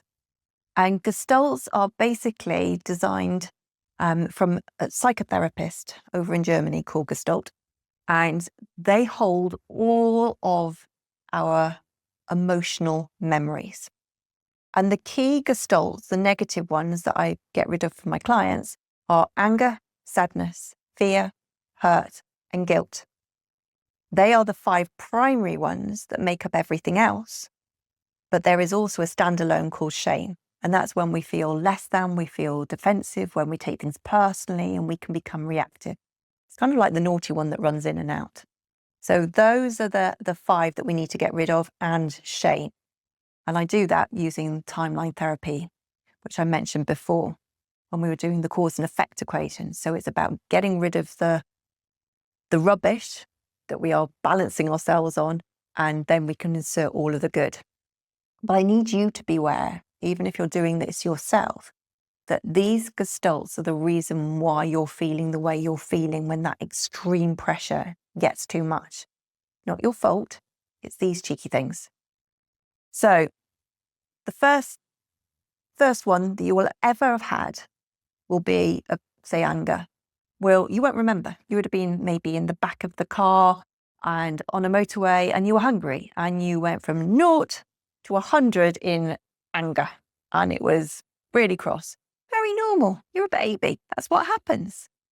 But how you hold on to it is personal, and it also means that it will be there for the rest of your life. And you'll have had hundreds and thousands of those. Maybe you dropped your favourite dummy. Maybe you were left to cry because they couldn't do anything else with you. In my day, they didn't do control crying. You were just left. Mum actually said she used to put me out in the garden at the end of the garden, and it was quite a big garden. It was a farming garden, and at the end of it, even in the snow. So I probably was quite angry if I wasn't being heard. But that's what we do. So we build up these Gestalts. They keep attaching those feelings, those memories. We won't remember them consciously most of the time, but they are there. And this is your main anchor. That's meant to be an anchor. Not very good at drawing. So I've just done 2, but think of them as hundreds of thousands of them, millions of them. And then you get a significant emotional event. And that is where you start them coming off a limiting belief Gestalt. So for me, mine was justice Gestalt. I got told that it's very important to be 100% honest, because then when you're honest, everybody will forgive you and it will all be fine. And so I would be honest with Mum all the time. But if she was then maybe not telling the truth and coming up with something slightly different, I would then try and help her, thinking, well, that's probably why your conversation isn't going very well. That's not a good thing. So I know I'll explain what really happened. Then everybody will thank me and love me forever after, and that will be all good, and we'll all be happy families. And that's kind of my childhood thought and drive was that. The trouble was, when you shame somebody for telling them that they're wrong, They get really defensive. They don't like it. And so what happened is she said, just ignore that child. All she does is lie, lie, lie. And she used to use that a lot, but it was usually me picking up on the fact that she wasn't always telling the truth, quite often. And that's when the limiting belief Gestalts formed.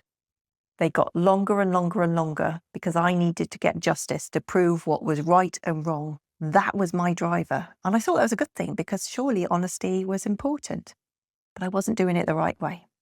So we can end up in situations where we grow these Gestalts and they get out of control, but they don't actually help us. They don't serve us. Then you get hundreds and thousands you won't remember. Then you get another significant emotional event, maybe that you feel that you're not good enough or whatever it might be. And then you'll get loads and loads added on. Now, it's a bit like, I don't know if you've seen Ghost of Christmas Past. So from the Christmas Carol, when he's carrying all those heavy, heavy chains, and it just freaked me out. Because you're just thinking, how is he breathing? Well, he's a ghost. He's not going to be breathing. But for me, it really scared me. He's pulling it all along. That was a perfect metaphor for these Gestalts. Perfect.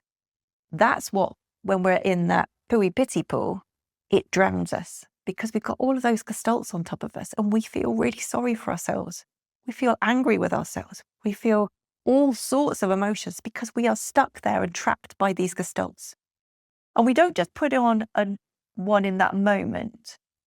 We could be sat there with a nice cup of tea and your mind goes off and thinks, yeah, but what about that? What about that? What about that? And suddenly it all becomes really, really huge. You get up and you think, well, why am I not feeling perked up after that cup of tea? Because without you knowing, unconsciously, you've added on maybe another 10,000. So it's getting heavier and heavier. So over time, as we get older, we've been able to cope, and now we can't because those chains, those emotional chains get too much and they pull us down. And that's the thing. Most people who aren't driven, aren't ambitious, who aren't people who care for others, who aren't all the things of probably who you are and why you're looking at this now, they wouldn't do it. They just wouldn't bother doing all of that. Whereas we do, we keep pushing through these Gestalts holding us back. And that's why eventually it pulls us right under. Plus, when we add on, when something connects, a new memory, emotional memory connects, we don't just feel that, we feel everything we've ever felt. It becomes huge. So someone could have done a little tiny thing and then you overreact, whether it's internally or externally, but it's an overreaction and it feels too much, too heavy. You can't cope anymore. It feels just exhausting. And that's the thing. All of this is at play all the time. You won't even realize it's been in play. And most of these you won't even remember consciously. So this first time will be 0 to 7 years. So before 7 will be that first time. And that is your main tether. These are tethers, but they're not so strong. These are the main tether. My job with timeline therapy is to snip that off.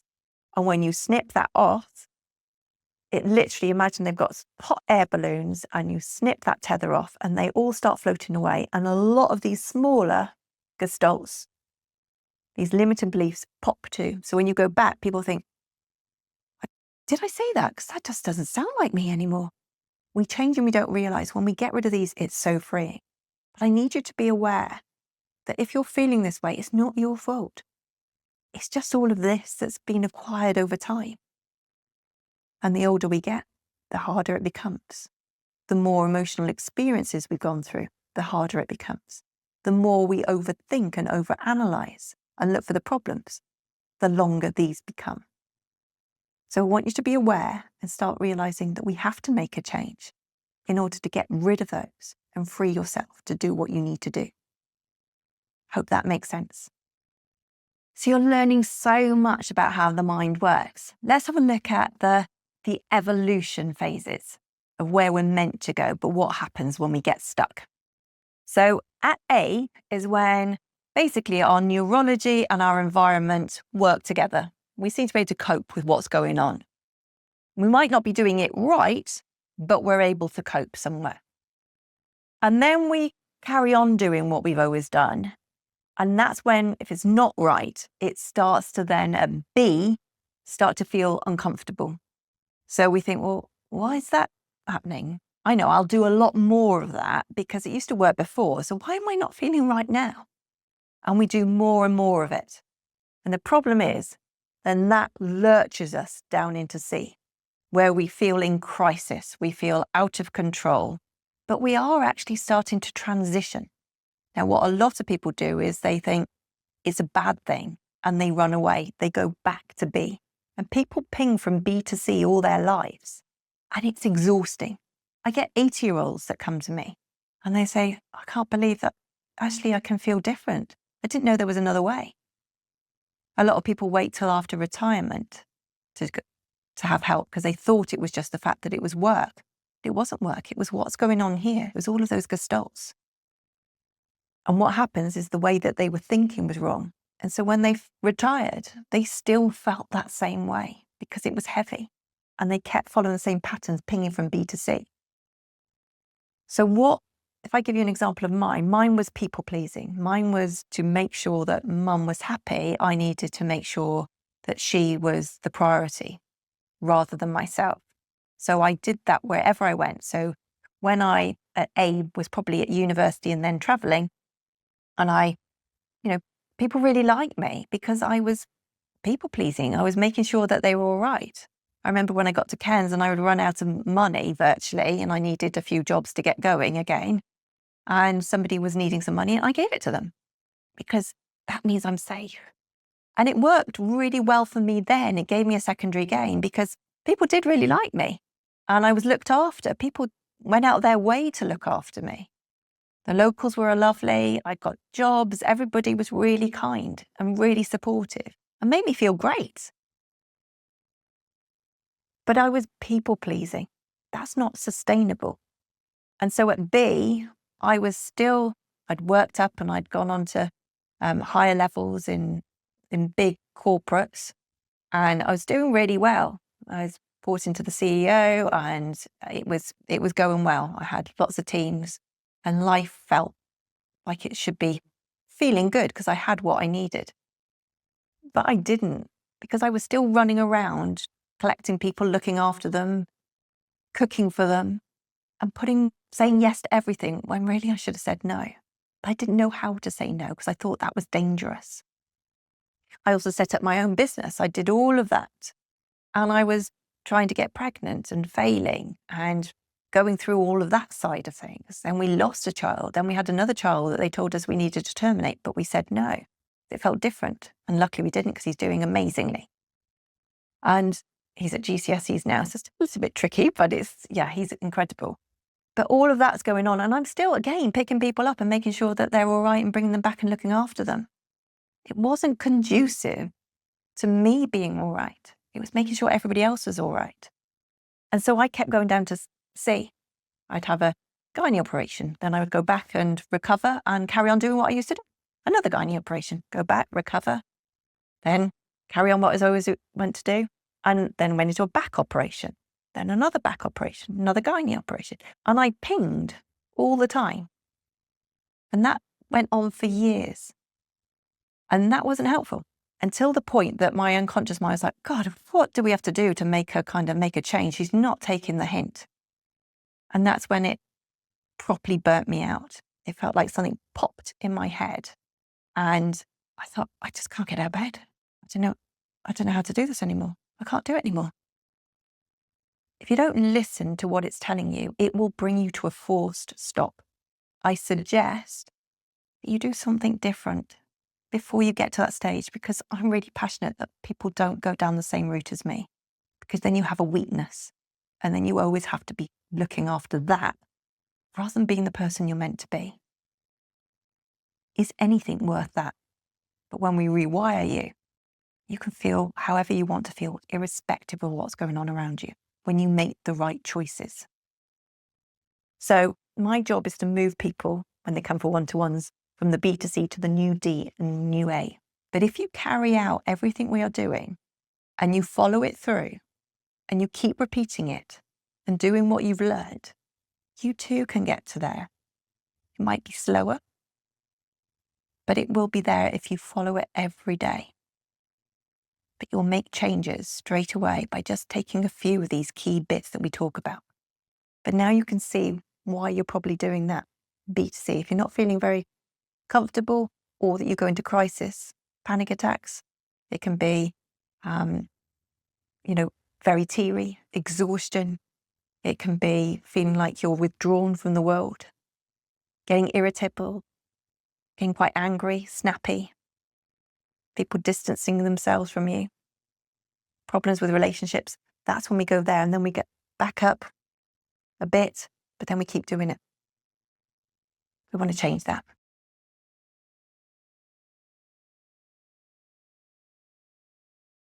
Now you understand how the brain works and why it keeps you stuck.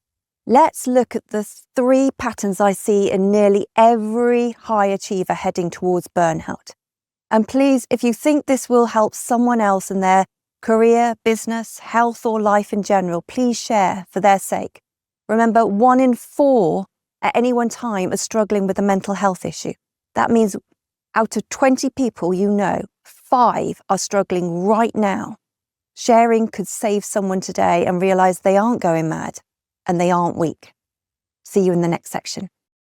Let's talk about one of the biggest hidden causes of burnout for successful leaders. And if you're in what I call the provider phase of life, this may hit home. You spent decades building a business, supporting a team, providing for a family, paying mortgages, school fees, investments, responsibilities everywhere. And the trait that helped you build all of that may now be the thing quietly draining your energy: perfectionism. So in business, it often looks like strength, high standards, attention to detail, drive. But behind the scenes, it's often anxiety in a smart suit. High standards seem strategic, but perfectionism is protective. And what many high-performing founders don't realize is that it's running the show. When I ask leaders if they're perfectionists, most say no. But here's what's interesting. Perfectionists don't consider themselves as being perfect because they're failing at being perfect. So when people say, I'm not a perfectionist, it's often because they don't feel that they've achieved perfection. They're not good enough, which ironically is a clue that they actually are.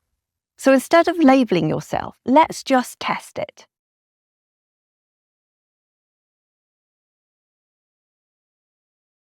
So let's discover if you are a perfectionist or not. I want you to grab a piece of paper and pen, if you haven't got one already writing all those notes. And I want you to note that the link to the Perfectionist quiz landing page that I'm going to talk through that helps you with all of this is in the description below. So you can use that later.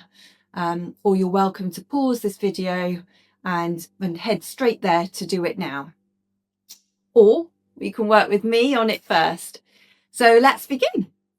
I want you to just think about and consider if you are really honest with yourself, especially when you're stressed and under pressure, whether the statements I'm about to give you ring true.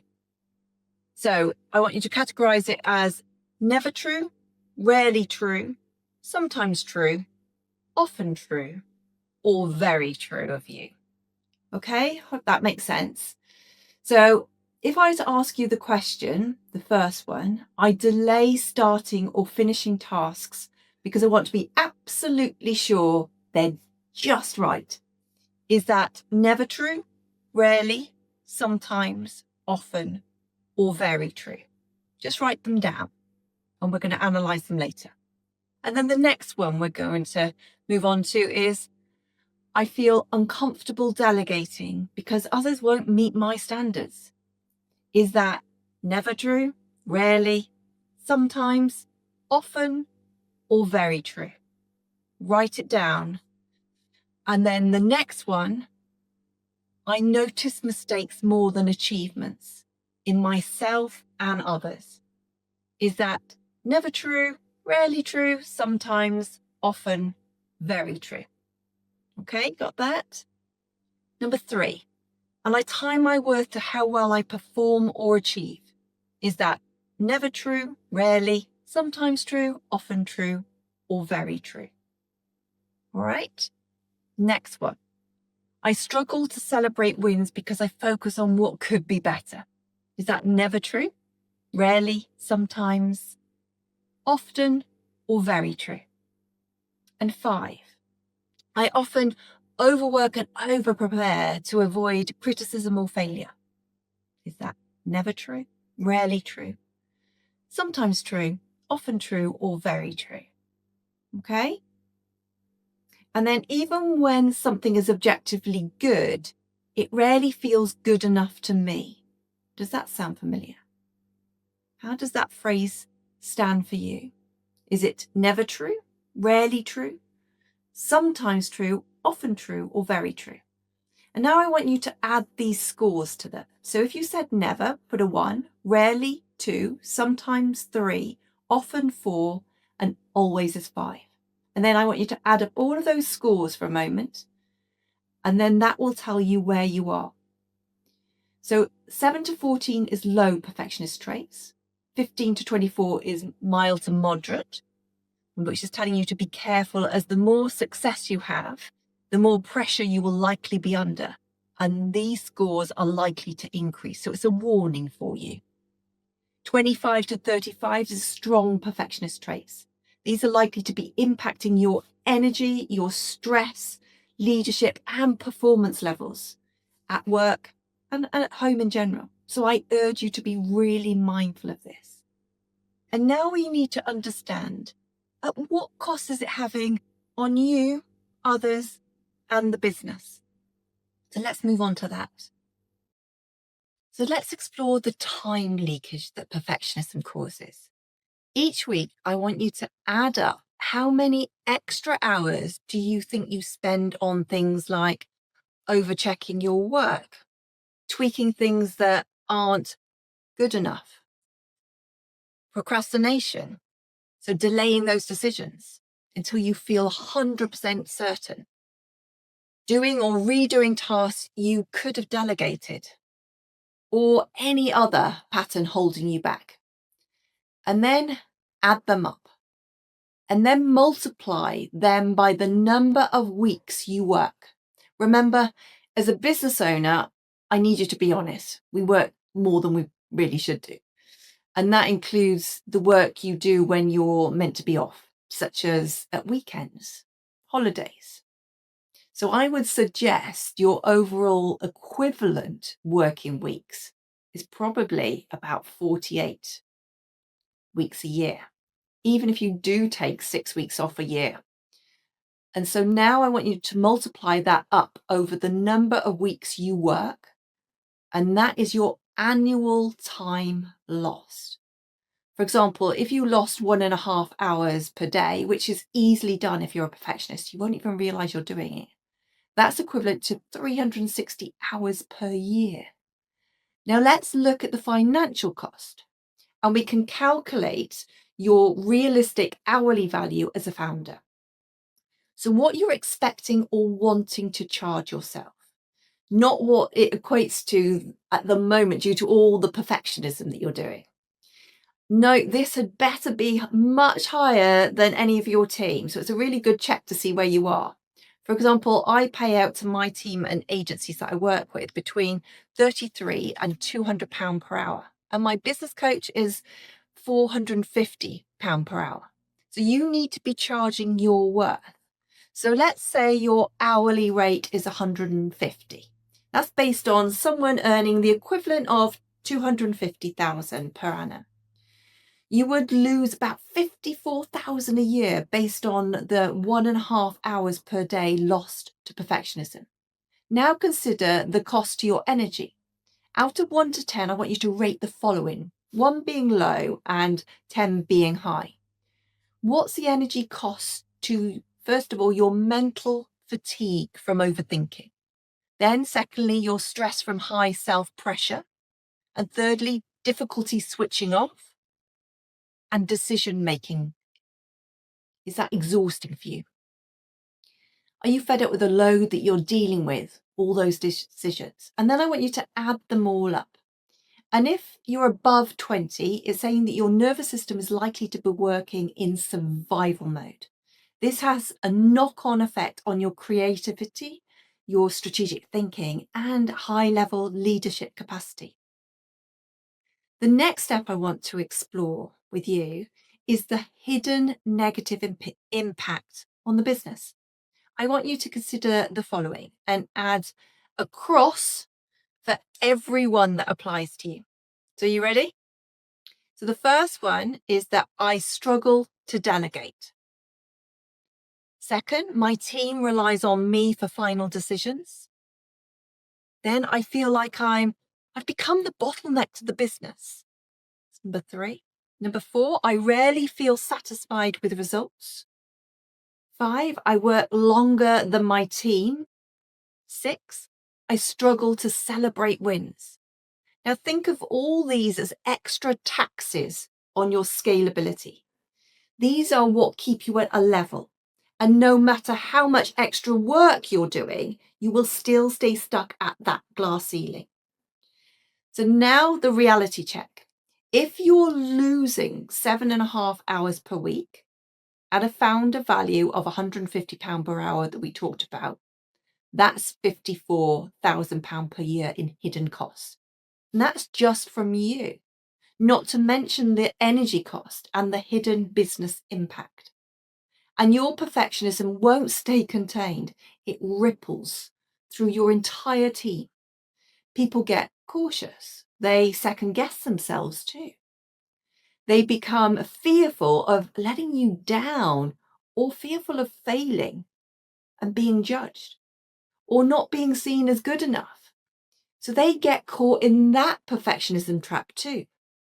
And then compound that up across the whole business. And you start to see the real cost of perfection, not just for you, but for how the entire operation runs.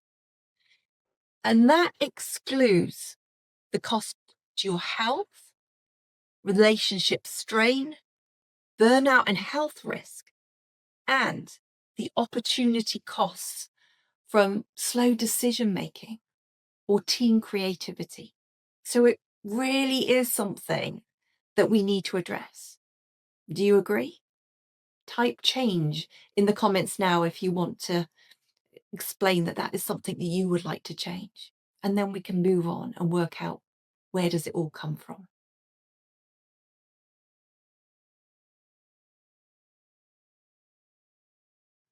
So what is perfectionism really? Well, perfectionism isn't about doing things well. It's about avoiding doing things wrong. That's a very different driver. It's fueled by fears like losing credibility, being judged, looking incompetent, not being enough. And for many leaders, this wiring started way before their business, often in childhood. So where praise was linked to achievement, you may have heard, well, that's perfect. Well done. And your unconscious mind interpreted that as perfect gives approval, perfect gives recognition, and perfect brings safety. Or maybe it's about mistakes feeling uncomfortable, where approval may have had to be earned. I remember coming home one day when I was about 7 years old after getting 98% in a maths test, which I was really proud of. My mum responded with, well, don't be big-headed. And what happened to the other 2%? Now, that may not have been said with negative intent, but for a child, the takeaway became 98% just isn't enough. Success shouldn't be celebrated, and I must do better. Now, multiply that belief across 30 or 40 years of leadership decisions. You start to see the pattern? Your brain has learned that if you do things perfectly, you'll be safe and that strategy works until it doesn't. Remember the amygdala, the survival part of the brain we were talking about? It doesn't care about revenue or business growth. It cares about safety. And to your nervous system, failure equates to threat. Not a saber-toothed tiger threat, but a social one. losing status, losing respect, looking incompetent. Your brain possesses those the same way. So it activates behavior like overthinking, over preparing, double checking, control. Your brain thinks if I eliminate mistakes, I eliminate danger. But leadership requires uncertainty. So perfectionists live in constant low-level stress, which eventually leads to fatigue, irritability, exhaustion, and burnout. One of my seven-figure founders' clients once said something to me that really stuck. I'm exhausted, but I can't slow down. From the outside, it looked incredible life, business, successful, dream house, lovely family. But behind the scenes, they were rechecking emails at midnight, rewriting proposals multiple times, avoiding decisions unless they felt completely certain. And one of the first things they told me, I just want to sell up. I can't keep holding it all together. That's not ambition. That's fear wearing a productivity mask. And many high-achieving leaders in the provider phase recognize that feeling. Do you? Perfectionism doesn't create success, it delays it because perfectionists often procrastinate when things aren't clear. They avoid risks. They struggle to start. They get stuck in that detail. Meanwhile, confident leaders take imperfect action and learn fast. Let's take a great example of this, Amazon. It didn't launch perfectly. It launched quickly. And that's the thing. Speed builds empires, whereas perfection builds delay. Speed beats perfection in business every single time. And if you're waiting until you feel completely ready, completely comfortable, completely certain, you're slowing down your own growth and your company's growth. You are lowering your glass ceiling. Another cost most leaders don't realize. Your team takes emotional cues from you. So if mistakes feel dangerous, they stop taking risks. So if perfection feels expected, innovation just disappears, engagement drops, and creativity sinks. Growth slows. Perfectionism quietly becomes a glass ceiling for your organization. Perfectionism also robs you of something else, something really important, but often ignored by high achievers. Enjoyment, because nothing ever feels complete. Even big wins feel small. You notice the flaws, the things that could be improved, the one mistake. And that's when success can start to feel strangely empty. That's not high standards. That's nervous system conditioning. Let me give you a tool I teach my clients that often creates immediate relief. I call it the value to effort, energy, time ratio. Before doing a task, ask yourself, is the effort, energy, and time I'm about to invest proportionate to the value I'll receive back? Because perfectionists often invest 100% effort in all tasks that may only need 70 to 80%. So imagine this. You complete 80% of a project in 3 hours. It's strong, it's effective, it achieves the outcome. So is it really wise to spend another 3 hours polishing that final 20%? Or is that just your nervous system trying to earn safety? Because as a leader, you must think in terms of return on investment for everything. Your time and energy are premium resources.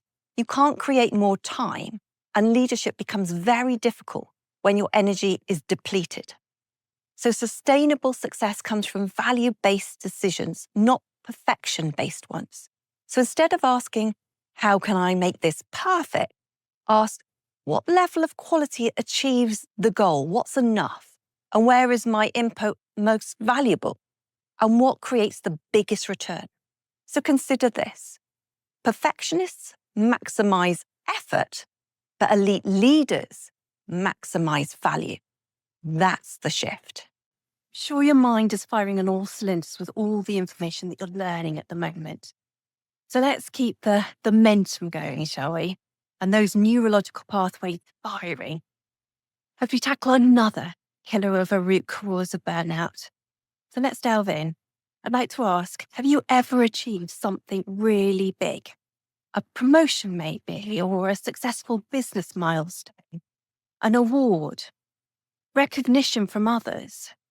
And instead of feeling proud of yourself, which you should, a voice in your head is whispering, you got lucky.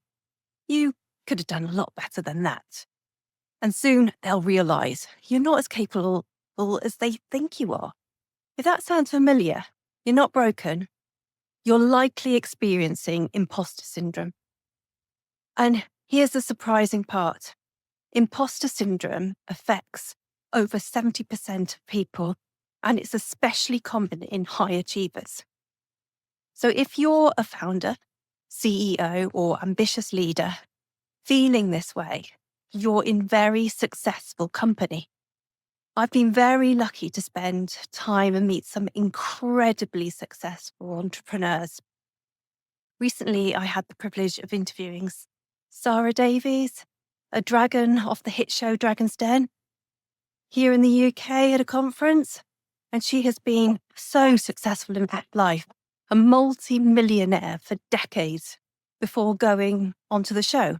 However, despite her stratospheric success, she generously shared with me in front of the room that she was riddled with imposter syndrome when she started as a dragon.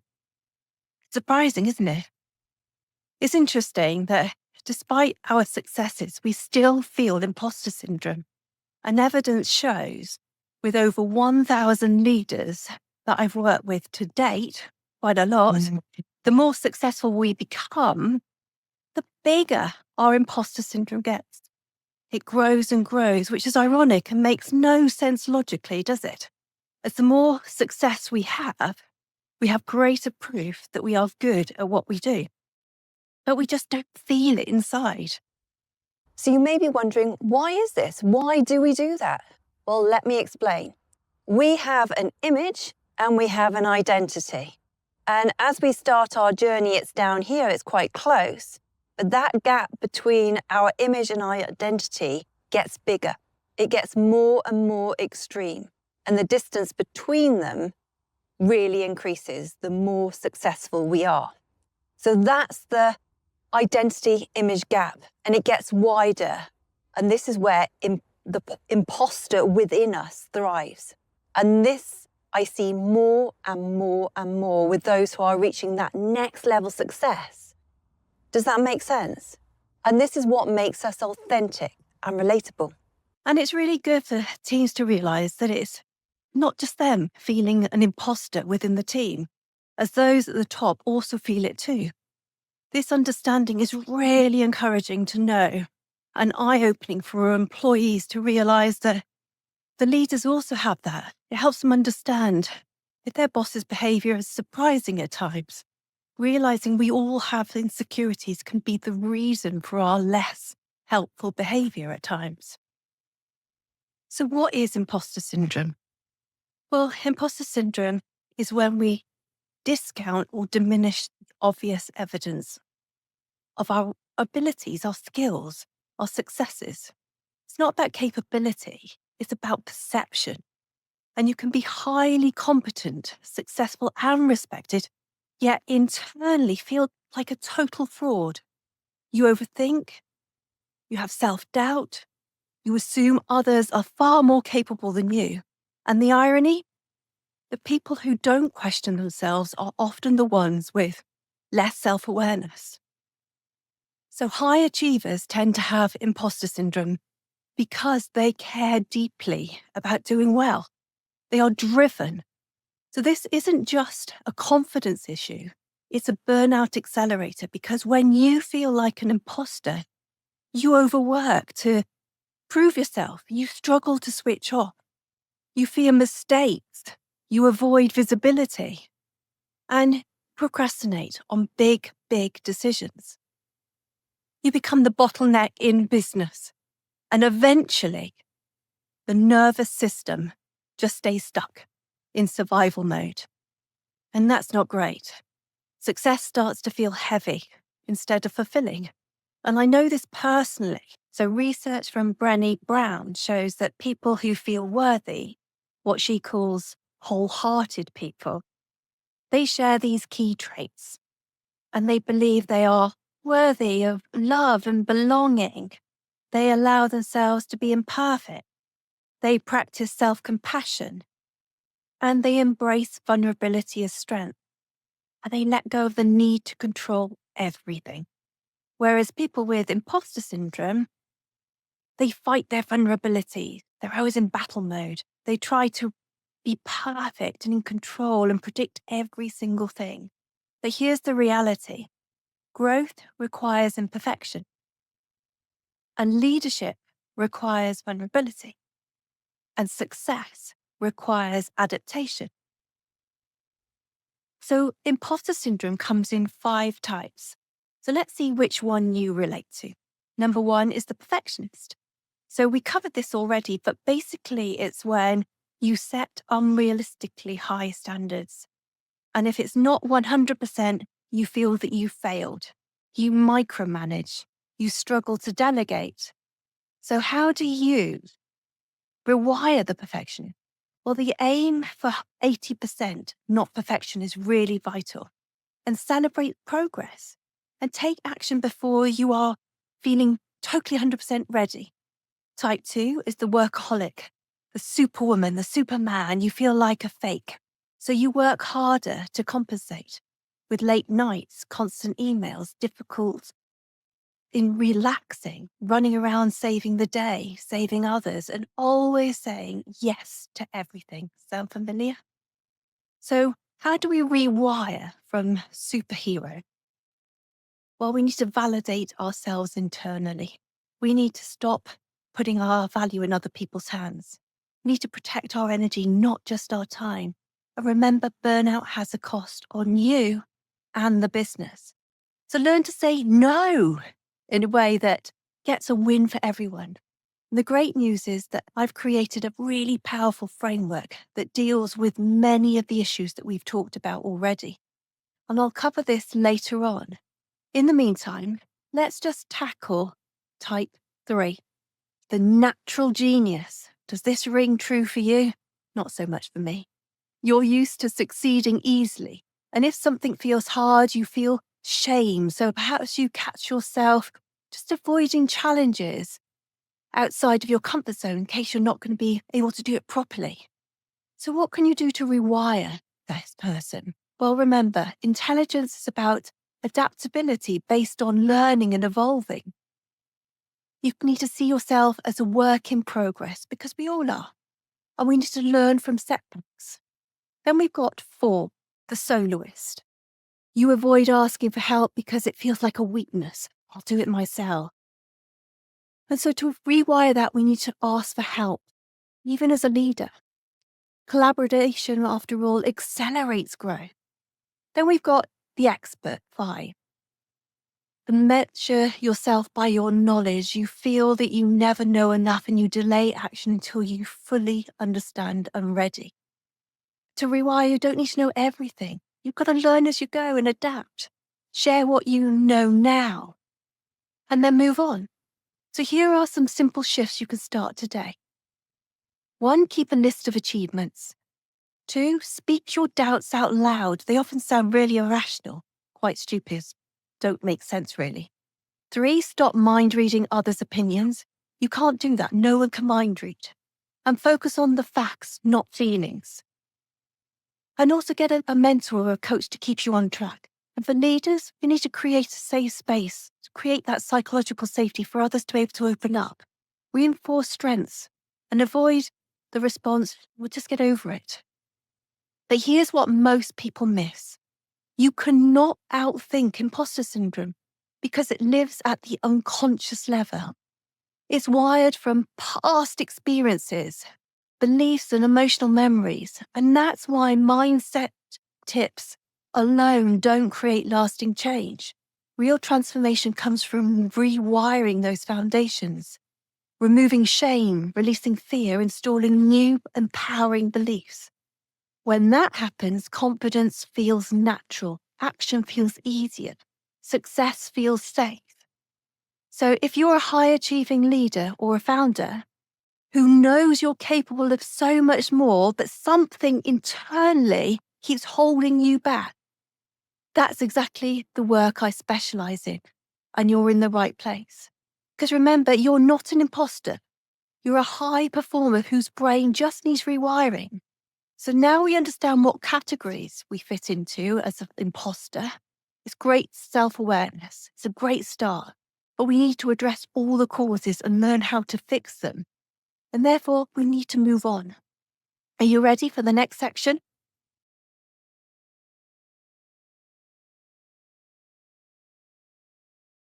If you spend your life people-pleasing, you slowly give up yourself. People-pleasing doesn't look dangerous. It looks kind, reliable, loyal, high-performing, doesn't it? But for many founders and leaders, it's one of the biggest hidden drivers of burnout. And here's the twist. Most people-pleasers are strong, capable, intelligent, high achievers, but it comes at a cost. People-pleasing is not a personality trait. It's a conditioned nervous system response. Let me explain. It develops when love, approval, or safety felt conditional. The brain learnt that connection was when we were compliant.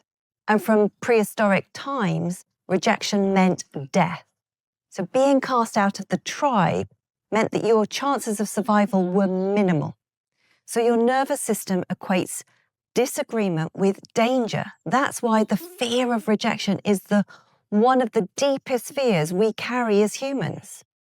So imagine a caveman being rejected out of the tribe, alone, danger, and then time travel to now, modern day business. Different environment, but it's the same brain response, causing the nervous system to react exactly the same way. Now translate that into leadership. Fear of judgment, where criticism feels like an attack. Disappointment may mean that investors could reject you. And upsetting staff could lead to confrontation and being left alone.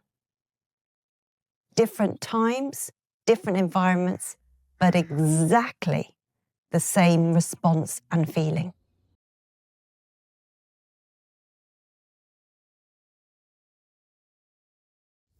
Let's explore whether you're a high-functioning people pleaser. Ready for the mini self-assessment? Grab a pen and paper, write 1 to 7 down the side, ready to score yourself. And I want you to score each question out of 5. 1 being very low and 5 being high. Okay, ready? 1. I say yes when I really want to say no. 2. I avoid difficult conversations. 3. I feel responsible for other people's emotions. 4. I over-deliver to avoid criticism. 5. I feel resentful but don't say anything. 6. I need positive feedback or validation to feel secure. 7. I struggle when someone is disappointed in me. Now pause to add up your scores. Did you get under 17? This indicates you may not be a people pleaser, but I wonder, are you doing it in the right way, the win-win way? Because the opposite of a people pleaser is not about being selfish. Just a thought. And if you've got 17 to 24, this is a warning sign, as the more responsibility you acquire, the more this can increase quite quickly, leading to burnout. So be mindful. Did you get over 25? This is an alarm to tackle it, as burnout is lurking in the shadows, and you're stunting your business success and growth. So if you scored high, you're not weak, you're just wired for survival. So let's look at the impact of people-pleasing. It keeps your nervous system in emotional vigilance. Let me explain what happens to your physiology, so your body. Well, cortisol, your stress hormone, is elevated, and chronic stress takes a hold. Your immune system becomes suppressed and inflammation increases, and your hormones are disrupted, particularly the sex hormones. They're reduced. And your serotonin connections that allow you to feel happy and feel relaxed are short-fused. You no longer feel contentment. Now let's address the business impact. Fear of confrontation can lead to us not addressing important issues. which leads to underperformance becoming the norm, and avoiding those hard conversations arose a high-performing culture. So overgiving erodes your margins and your profits, and it can lead you to underpricing to avoid that rejection. And when we take on too much, we become the bottleneck to the business. It causes decision fatigue, leading to procrastination, and ultimately, people-pleasing costs profit, and your worth becomes dependent on how others react to you. Basically, your happiness becomes outsourced, and that is no good for anyone.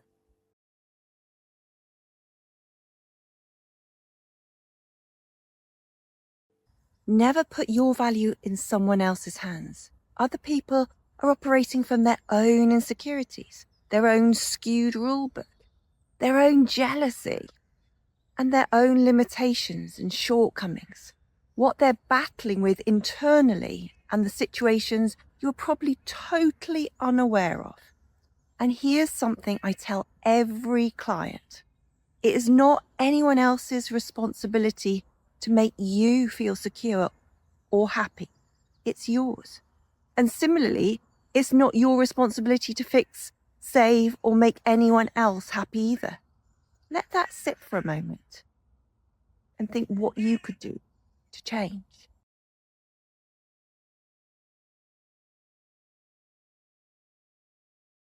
For me, this started very young. Growing up with my mum was tricky. 40 years on, I've learned she was someone with textbook narcissistic traits. Not the type people bandy around so freely now, but a clever, manipulative, and an insecure one. The kind that if I didn't ensure I pleased her over my own needs, I'd be punished. Very cleverly, so subtly that I believed I was really bad, even from 2 or 3, despite trying so hard to please her needs. But the needs change without warning. So I learnt to see compliance as safety. As if I didn't, she'd either use fear or emotional blackmail on me or ignore me for days, even from the age of 2. Maybe it's best if I just set the scene a bit.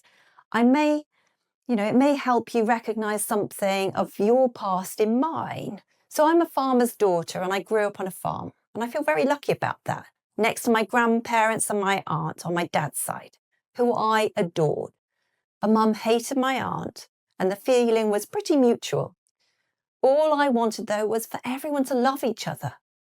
My aunt bred racehorses, and I loved horses, so I either spent most of my time outside helping Dad with the cows, or my aunt with jobs with the horses.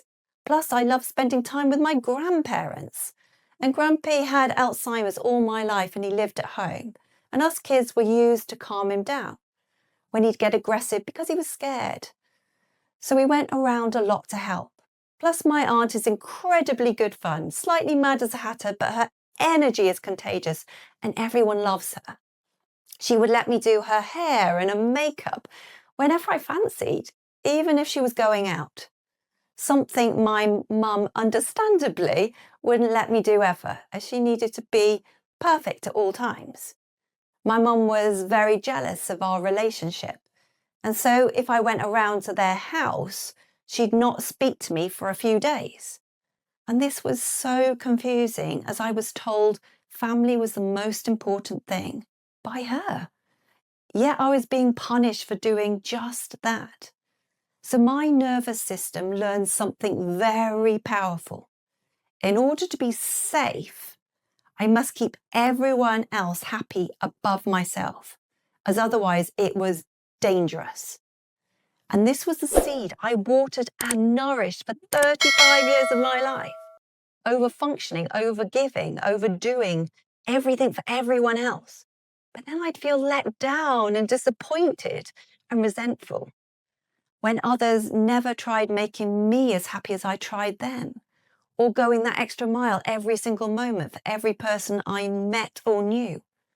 Until one of my best friends said, "You know, we will always take advantage of you as you offer such lovely things, but we will never return that level as it's unrealistic and unsustainable.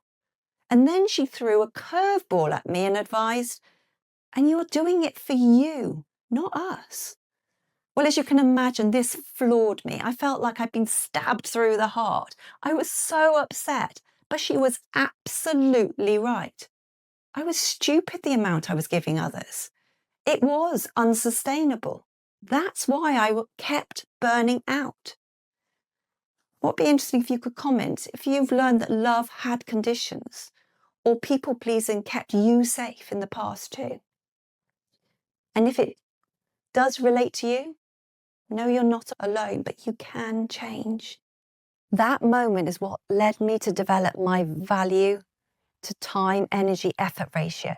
So a quick recap, because we covered that in the perfectionism section. So I want you to ask, is this investment proportionate or balanced? Is this sustainable? Does this align with my values? Am I giving from my overflow or my fear? The analogy I use with my clients is linked to coffee. Imagine you have a coffee cup. Firstly, it's your job to fill your own coffee cup up, and others are just there to add the froth on top.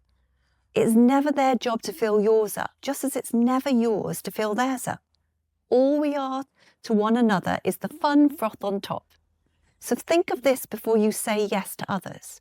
Am I providing froth or filling the cup from mine? Make sense? This is a great strategy, but if you don't rewire the root cause, the pattern will resurface under pressure. People say just set better boundaries. But if it were that simple, you'd have done it. But why is it so hard to do? Well, boundaries without internal safety feels terrifying. The body still perceives threat. You need internal authority first. In the final section, I'll share the framework that underpins those boundaries so you feel natural, not forced. All of these strategies will help you manage people pleasing. But if the root belief remains, my value depends on others, or rejection equals danger, or I must overgive to be safe, you will keep slipping back under pressure. Therefore, we need a framework that rewires the root, not just manages the behavior. So in the next section, I'm going to share the KPA framework, the structure that underpins everything we've discussed: perfectionism, imposter syndrome, and people-pleasing. Because you can lead at the highest level without burning out, without self-abandoning, and without outsourcing your worth.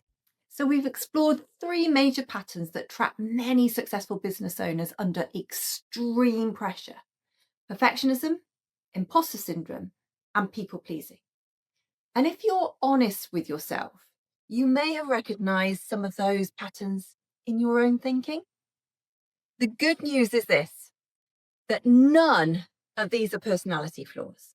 They're just learned survival patterns that have wired your mindset in a way to believe that what you have been doing is right. And that means they can be rewired too into a much more productive pattern for you where you are now. So the framework I teach my clients to start shifting these patterns is called KPA. And KPA stands for, is it kind, productive, and appropriate? It's simple, but an incredibly powerful way to guide your thoughts, your decisions, your communication, and your reactions under pressure when you know how. So let me explain. The first question is this kind? Now, when I say kind, I don't mean weak, and I definitely don't mean people-pleasing. What I mean is what you're about to do respectful and constructive, both ways? Is the way you're speaking to yourself kind? Because many high-performing business owners have an inner voice that is incredibly harsh. And if something goes wrong, the voice says, well, that wasn't very good. That wasn't good enough. And you should have done that better. And why did you say that? Sound familiar? Yeah, if a team member made the same mistake, you would probably respond far more understandingly. A tip to remember is, would you say this to a young child? If the answer is no, then stop saying it to yourself. What's important to remember is that it's no point wanting to change if you're going to continually indulge that internal bully. So let me ask, is it time to be strict with your inner voice because you have more control than you realize? Kindness means removing unnecessary self-attacks. It also means communicating with others in a way that is firm but respectful. And you can still hold standards, you can still set boundaries, but you do it in a way that doesn't escalate conflict unnecessarily. Kindness is strength with emotional intelligence. The second question is this productive? In other words, is what I'm about to say or do actually going to move this situation forward in a positive way? Or am I reacting emotionally in the moment? Am I proving my feelings are real? Am I proving others are wrong? Or am I just beating myself up because I feel I've done something wrong?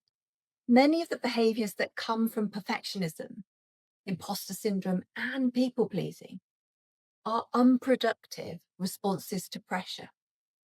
Over analyzing, overworking, over proving problems or feelings, avoiding difficult conversations, saying yes when internally you're crying out, no. So in the moment, they feel easier, but long term, they create so much more stress and pressure and more resentment. Productive thinking asks, what outcome do I actually want here? What response would move things forward in a long-term way? And sometimes the productive option is having the difficult conversation. Sometimes it's delegating, and sometimes it's letting something go that doesn't really matter. Productivity is about long-term progress rather than short-term emotional relief or reaction. The third question is one that many people skip, and it's often the most important. Is this appropriate? And appropriate means looking at the timing, the situation, and the people involved. For example, if this is the right moment for this conversation, is the other person or myself tired, hungry, emotional, under extreme pressure? Have they had any alcohol? Have I? Or is there survival mode on high alert for fight or flight? Because if someone's nervous system is already overloaded, they may not be able to hear what you're saying. So sometimes the most appropriate decision is simply have the conversation later. Agree a time when everyone's had time to focus on a positive compromise and a win-win outcome. And you can set that boundary. Appropriate is also about, is it for that person? Are they able to do that? Is the expectation you're placing on them really realistic?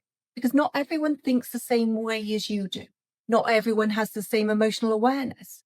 For example, someone with a strong narcissistic traits may never truly prioritize your needs. So expecting empathy or understanding from them will repeatedly let you down and lead to frustration, disappointment, and hurt. Instead of trying to change them, the more appropriate approach is accepting their limitations and then feel sorry for their limitations and learn how to manage them in a different way to glide them to where you need to be so that they feel like they've had a win too, as well as you. So understanding the psychology of the person you're dealing with can completely change how you approach conflict. Communication and leadership is really important. And this is a huge area that my clients say it's been the best thing that they've learned when they've worked with me, understanding themselves and others and how to manage them in a KPA way. It's like a superpower. It gives them that confidence to influence a win-win way forward. And this is a big part of what I do, especially with my one-to-one clients. What we've often been brought up to do is ensure we're being kind to others before ourselves. So let's look at the pyramid analogy. What we tend to do is put ourselves at the bottom of the pyramid. And what do you think that's going to happen then? Especially if we're people pleasers. Well, we either get crushed or everybody else destabilizes with us. And that's not good for anyone because everyone feels all over the place, destabilized, and you feel really not very well. Feel like you're being taken for granted. So what we need to do is move forward in a kind, productive, and appropriate way where we are at the top of the pyramid. And when we're at the top of the pyramid, can you see that how everything else is more stable. It's got a solid base, a solid foundation. And that's what we really need to do. It's actually just us prioritizing our needs, not being selfish. So we're more effective for ourselves and others long term. And that's what we need to do. Put ourselves at the top, make sure that we move from putting ourselves at the bottom, because it's not our responsibility to fill everybody else's coffee cup up. It's our responsibility to fill our own. So we have the energy to help others. And you are only meant to be the froth on top of others' coffee cups, not responsible for filling everyone else above yourself, which is this bit. It's the same as the oxygen mask scenario. You could only help others when you put your own oxygen mask on first. So by being at the top, it allows you to be able to help others for longer in a much more productive and efficient way, which ultimately is kinder to yourself and everyone around you. So you're probably not going to like this. I know I found it quite difficult to hear, but being the martyr at the bottom of the pyramid is actually very self-indulgent. And it reads kind of needing to be the hero. Does that trigger you at all? You may not realize that's why you've been doing it, because you just think you're being a kind person. That's what people should do. And it shocked me when I realized that your younger self would have thought at some point that being the hero, doing that, kept them safe from rejection. For me, this lesson helped me change so much, because the thought of being a martyr and self-indulgent left a nasty taste in my mouth. So I just want you to think about it and now prioritize yourself in a kind, productive and appropriate way at the top, as the only thing you can control is yourself, no one else. And when you do that, everybody else feels better.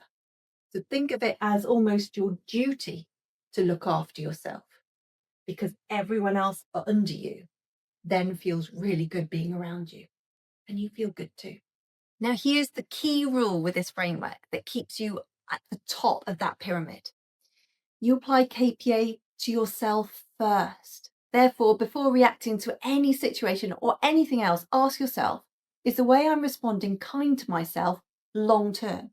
Is the reaction I'm about to have actually productive long term? Is it moving me in the situation forward, or am I getting stuck? And is this the appropriate time or situation to deal with this with that person? Because often when we're stressed, overwhelmed or triggered, we just react and think about it later.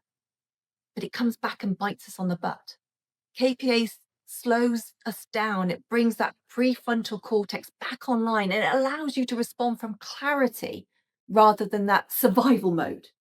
So once you've tweaked your action plan or thoughts to be kind, productive about yourself, then you can apply it to others that are involved. But this doesn't mean giving everyone exactly what they want. Not at all. This isn't about becoming a pushover. It's about aiming for one of two outcomes: a win-win compromise if the relationship is ongoing, or setting clear boundaries in a way that is still kind, productive and appropriate for you too. So when communication is done through that lens, something interesting happens. Conflict reduces, respect increases, and situations that once felt overwhelming become far easier to navigate. So in summary, before you think, feel, act, or ask yourself, is this going to come back and bite me on the butt down the line? The more you use this framework, the more you start interrupting those old survival patterns. Perfectionism softens, imposter syndrome quietens, people pleasing becomes replaced with clearer boundaries and confidence. And over time, your brain literally begins to wire neurological pathways in a positive way.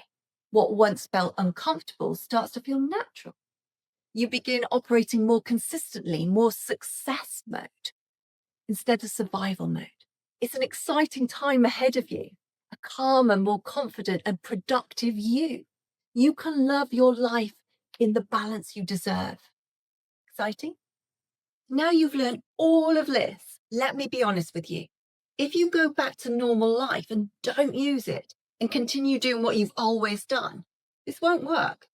As you remember our contract for success, where Einstein explained in his definition of insanity, no change will happen if you're intent on still doing the same thing. And it's not because you lack discipline or motivation. It's because your brain is wired to forget anything it doesn't deem important. And that's usually something different. This is called the forgetting curve. Within 24 hours, you can lose 70% of what you learned. So that insight you had, that moment where it clicked, if you don't revisit it, it fades. So this is where you take control. Instead of learning once and hoping it sticks, you reinforce it at intervals.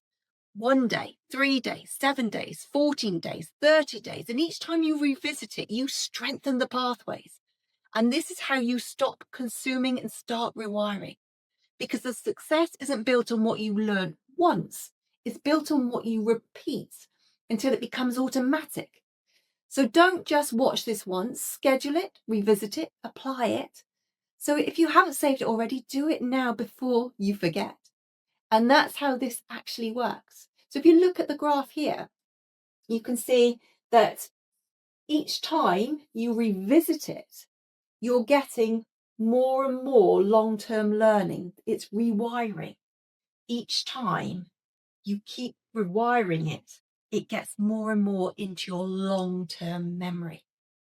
So you can take that control back and make this work for you in an amazing, incredible way that will change your life.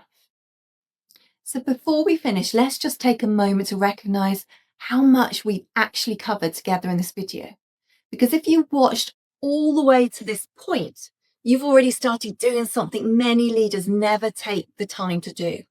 Pause, reflect on how their mind is actually working and how to improve it. We began by looking at the real pressures many business owners face, especially during what I call that provider phase of life, the stage where responsibility is at its peak, more demands in the business, more people relying on you, more financial pressure at the peak, family commitments often at the highest, and an eye on securing your future and retirement financially. So from the outside, everything can look successful, but internally, many leaders feel overwhelmed, anxious, or trapped under that constant pressure.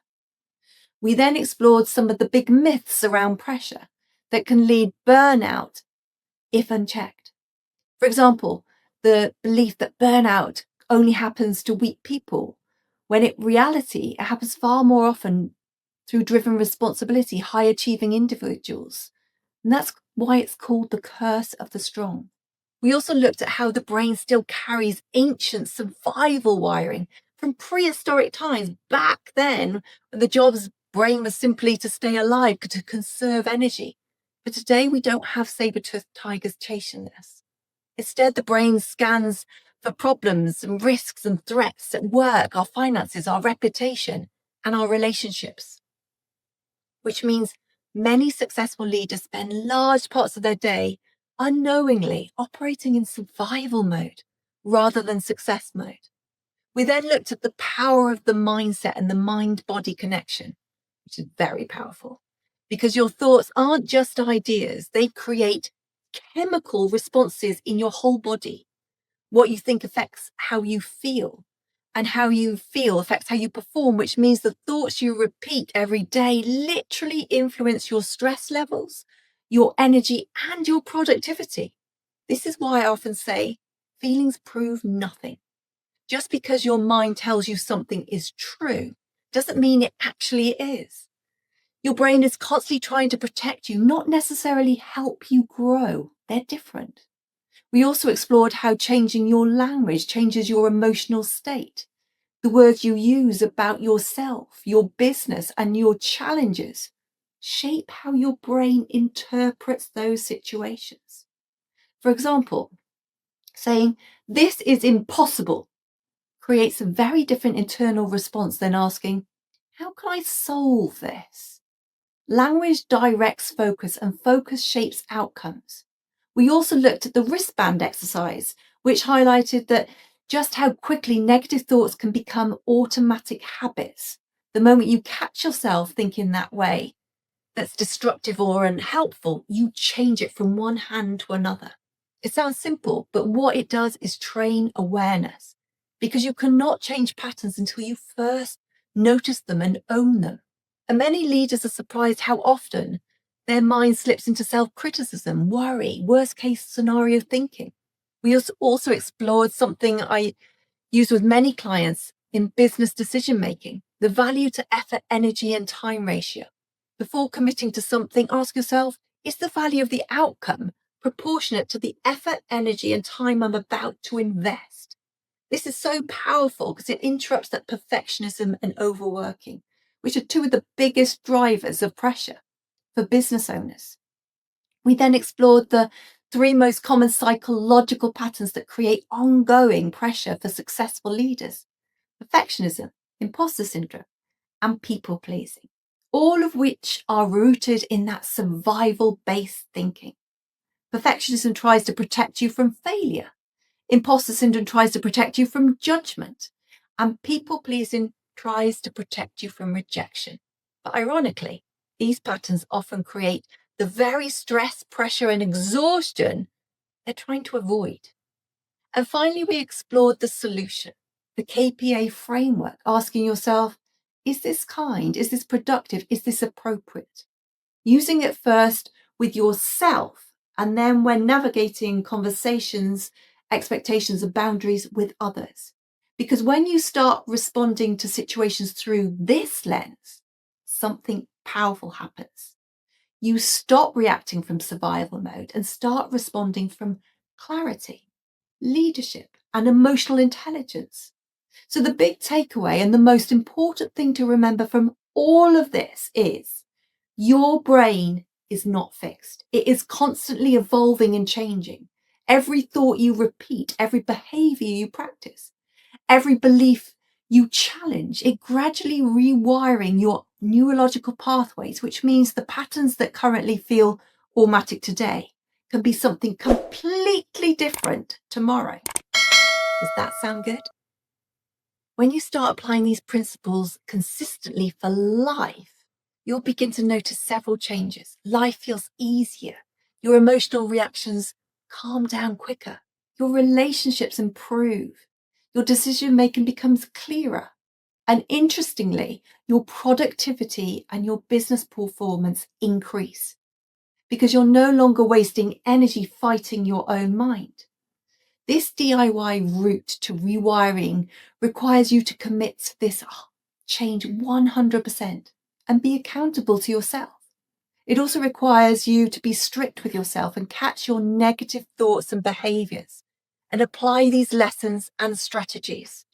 And if you'd like to accelerate that rewiring process and remove the negative feelings and limiting beliefs underpinning your negative behaviors and pressures, there are ways we can work together to help make that change happen fast and easily. It's up to you. But if that's something you're curious to explore and like support with, you can book a call with me using the link in the description below. You can also join the Reset Room, which is my free community for successful business owners who want to perform at a higher level without drowning under the pressure that success can bring. You'll find the details in the description too. And there's weekly sessions that can catch up with me. And if you've watched all the way to the end of this video, I just want to say, well done. That already shows a real commitment to improving how you lead your life.